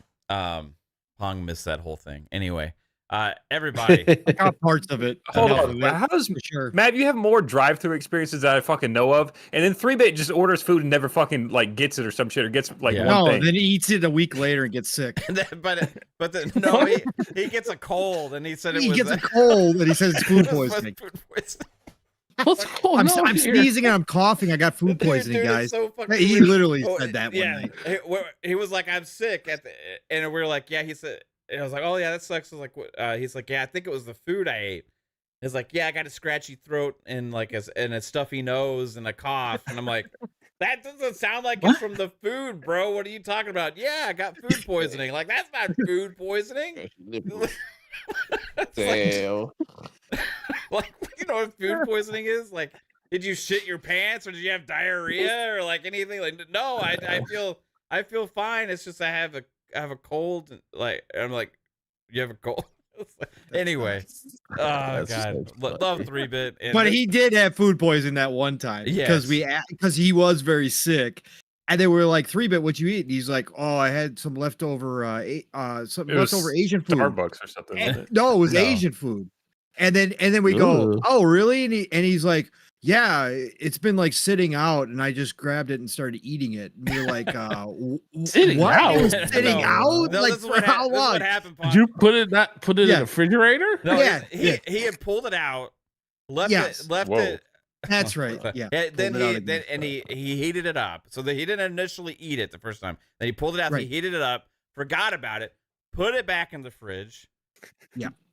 The next time- How long was this? This was like for over days, he said. Days. So then he pulls it back out of the fridge, Yeah. heats it up again, then forgets Oh, about it man. again. Right. And then like the next day or some shit, Just or thought it would hours be later, cool. he thought it'd be cool just to sit there and eat it. So he ate it and he's like, I wonder why I have food poisoning. This is so weird. I never get sick. I need to have some elderberry. That's Yes. Oh, That's my his God. cure all.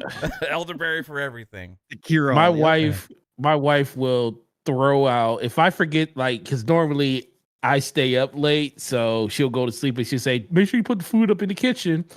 Let it be a moment where I forget to do that and she comes downstairs before I get up. She will literally throw everything on that stove away that I didn't. And then she'll yell at me about it. Like, I didn't do all this cooking for me to waste my food. And we ain't about to get sick in here by you eating food that's a day. I said, Tisha, it's literally only been out like 8 hours. I don't care. I'm not. And she'll throw all of it away.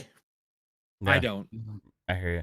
So like I would. Kate made burgers last night, right? And fries for us. And then like we're in bed late and like the house smells like burgers. And so she was like, can you, and we were like, I were in bed tired and watching TV and stuff. And like, and she's like, can you do me a favor? And I'm like, okay. Can you go clean up like the little griddle? Cause we haven't cleaned up the griddle thing yet. Like, cause like, I just like, it's making me nauseous and stuff. So I'm like, okay. Like I go and I clean it all up. I, wash it with dish soap. I try and go the extra mile. I wipe down the counters and all that stuff. Then this morning we get up and she's like, you didn't take care of all the remnants of the burgers. And I'm like, what do you mean? I didn't do it. I went the extra mile. She was like, there's a whole fucking plate over there with half an eaten burger on it sitting on the counter. I'm like, oh shit, I missed it. So yeah. So day in the life. So then Matt picked it up and ate it. No, that's a 3-bit move. There, I took care of it. So I'll ask you this, since we talking about significant others and stuff like that. I don't know. Is it just me, or are you guys more keen to like doing things like when you're already out the house? Like if your wife say, "Hey, I need you to stop here and get this before you come home." Are you more willing to do it then, or are you more willing to do it like, "Hey, I'm already at home. I don't want to leave back out, but you want me to leave out the house to go do something." I tell my wife every time, I say, "Dude, if you want me to do something, please catch me before I walk in my house." Text me. I've had so many of those But moments. if I where I'm walk like, in the "Why house, did it's a you wait?" wrap. Yeah. Oh yeah. I don't want to go. I'm not going back out. But I don't then even she'll mind. throw a pity party on you and be like, "Well, this and that." Well, I'm not go cook, and I'm sitting there like, I don't yo. even mind. I've told her I don't even mind if you hear the garage door open, but I haven't pulled in yet. As long as you text me that you needed something, I'm willing to back out and go back. As long as I don't walk through that door, I'm good. I'm good. Yeah, exactly. Yep. That's how I Yep. feel. Yeah. Yeah, once I get out the car, that I said, once I I'm- change yeah. climates more than 2 times, it's time for me to go. I'm not doing it. I think it is dependent on the way she asks and the look she has on her face when she's talking. Oh, so she scares the hell out of you. Okay, I got you. I had that happen a couple of times where my wife looked at me, I was like, fuck, I gotta go to the store. Nah, Mhm. like she's pretty cool about that. She's like, I don't want you to have to go back out, but like if something is like okay, so like let's say I bring home food, right? And we got food, and then like I didn't check it before I got home, and then like her food is what's the Yup. wrong, right? Like Yeah.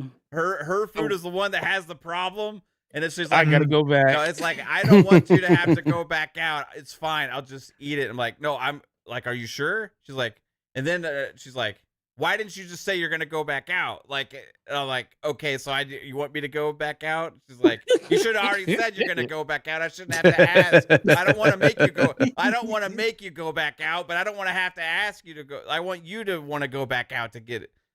I'm like, okay, so I'm gonna go back out. It's like, no, it's too late now. I won't eat it if you go back out. Oh, God. Like, Yeah. and it's like, it's like, okay, Is this a script somewhere? Do they all have this script somewhere? Yes. Yeah. Yes. right. Yeah. Yeah. That's it, man. It's so funny when This, it happens. this is why the book Men from Mars and Women Are from Venus And is from still Venus. relevant. As Yeah. much as people don't want to think it is, it's very true. Our thought processes are completely opposite. And communication wise, completely opposite too. Just tell me. Absolutely. Just tell me. Yeah. Just tell, guys are simple. Just tell us. Yeah. Just tell us what you want.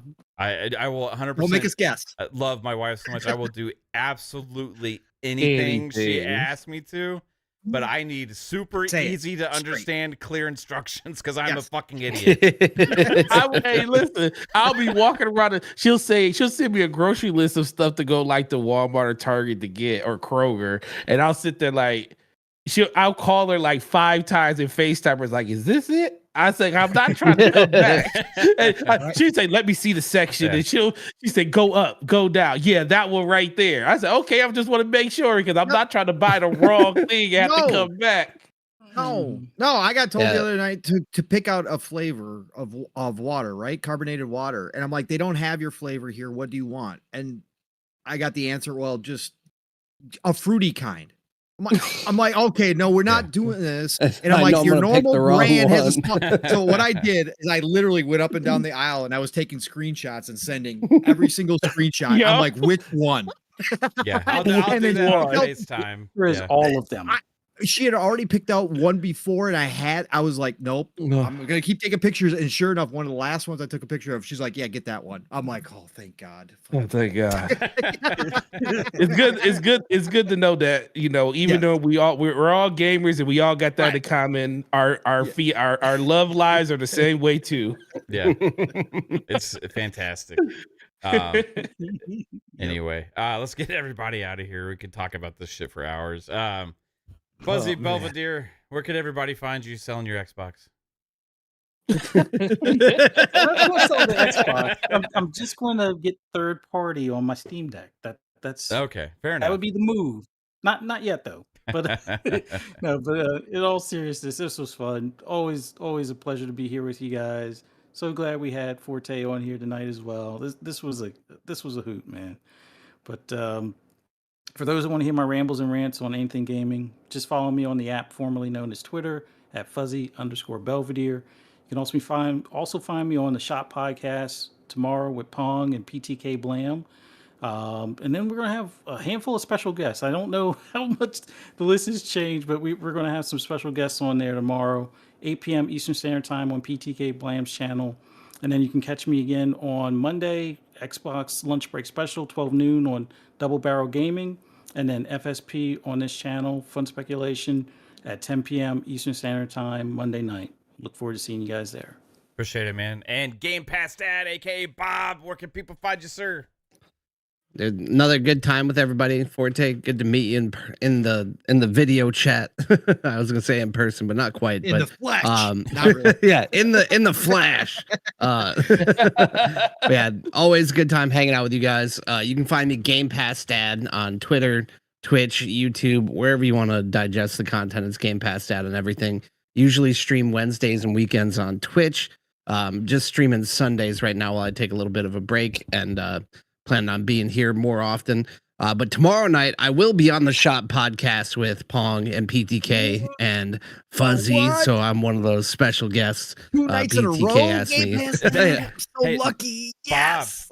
that's where we met. That's what I told PTK. I was like, PTK is the one that asked me to come do Xbox podcast in the first place when I was just being a shithead memester on Twitter. So here we are. I think it was my first guest appearance on Shop. Actually, you were maybe Yeah. there. that was what started it all. I was like, because he's like, if you have time, I'm like, I always got time for you, brother. You're the one that got me into this. So Man. I look forward to it, and thanks for having me again. Right on, bro. It's been so long. Gaming Forte feels like once every couple months or so. You just hop on and crash our show, and it's an absolute privilege every time you do. Thanks for being here, man. Tell everybody where they can find all your awesomeness. No, I appreciate it, man. And when you go back to your show, tell PTK that I said what's up. That was the very first podcast I ever done, and I love that dude, man. So shout out to him keeping it going. Yeah. This show's awesome. It is literally 1 o'clock in the morning, and I could go for hours and hours more with you guys. I love the energy of this show and what you got over here. So congrats to that. But for myself, Gaming Forte, YouTube, Twitter, Xbox Live, PlayStation, DPS podcast every Thursday, 9 p.m. with the homeboy Slow-Mo Backslap. Come check us out at the DPS channel for that. For myself, Xbox content on Gaming Forte is always great over there. We just talk about all the stuff that's relevant to Xbox and just gaming in general. And if you like that, come through. With that, enjoy your weekend, guys. It's the weather's getting better. So the groundhog came up, and we might have a shorter winter than we normally have. So have fun with the games you're playing and enjoy the weekend. Right on, bro. Thank you, sir. Jasper. This is your last month for at least foreseeable future beyond the channel. So thanks for being here, bro. But where can I people was find just you? thinking I'm gonna miss those like last quarter of the show. Like that's some of my favorite parts where we don't even talk about games. We just talk about random shit. Random stuff. Yeah. But Lord Jasper, Twitter, Lord Match Jasper, YouTube, all that fun stuff. And then Monday, Tuesday, and Friday, right here on the Fun Speculation Network at 10 o'clock until the end of the month. Where I'm at. Right on, man. Appreciate you, Jasper. And Pong Soul, where can everybody find you, sir? Well, what a Friday night. A little bit extra with Forte showing up. Forte, always great to see you, sir. It's been too long, sir, since I heard your voice, at least on one of our shows. So appreciate you being here and giving us your time and your thoughts on all this craziness and this nonsense. And of course, having the fam back together, including Game Pass Dad, is always just awesome. Mr. Psychonauts, wish you could be here, brother. I know you're doing those clopins, brother. It ain't easy, man. So I feel for you. But chat, you guys were absolutely incredible. Again, even when you disagree with some of the conversations, I hope you're hearing us, and I hope you get something out of it, because we don't care if you disagree. You guys keep it really civil. Always a good conversation. So thank you all for being here and giving us your time and your ears and your thoughts as well in that chat. You guys are as much a part of these shows as we are. Nothing but love and respect. Thank you all for that. You guys can find me real soon on Living Split Screen. That's right. Tomorrow morning, today, actually, because it is past midnight now. So just about a little under 9 hours, my brother from another Steel Rain and I will be going live on Living Split Screen for about 4 hours or so. You know what the drill is. Buckle up and get ready for the Splitters hype train coming to a town near you tomorrow morning. We got a lot to get into. Can't wait to hear Steel's thoughts. So be there for that live, raw, and uncut. And then, of course, tomorrow night, like Fuzzy said, I guess we're having a special show, the Shop Podcast. We're going to have, sounds like, a few guests. That's always a great time. So it's the best way to end your Saturday night. PTK Blam's channel, the Shop Podcast, every Saturday night, along with Fuzzy, myself, and our guests usually. Put us on in the background, 8 p.m. Eastern, 7 o'clock Central Time, while you're playing all these great games out here. You're going to love the chill atmosphere and the great conversation. And then, of course, next week it starts all over again. Double Barrel Gaming is the channel. Mr. Boomstick is the man. Xbox Factor Podcast is the show every Tuesday, 12 p.m. Eastern, 11 o'clock Central Time, now including my brother, Steel Rain, on panel. So be there for that. And then, obviously, Thursday nights, right back here for PM in the PM, Pong and Mav in the PM. If you missed last night's show, go watch it. Mav and I had a long one. We had 4.5 hours long last night. Lots to talk about. We covered a lot of this stuff and a lot more. So go check that out. But we'll be back next Thursday, 7 p.m. Eastern, 6 o'clock Central Time. And then right back here for the fam on Xbox Ultimate next Friday. Listen, y'all, it's the golden age of gaming. Get out there, play what you love what you play. Screw all the freaking negativity. Don't listen to it. If you're loving the game, that's all that freaking matters. Have a great weekend, everybody. And I'm going to talk to you all real soon. Choo-choo, motherfuckers. Right on, man. Everybody, you fucking rock. Have a fantastic night. Have a great weekend. And play lots of amazing games. Peace. Bye.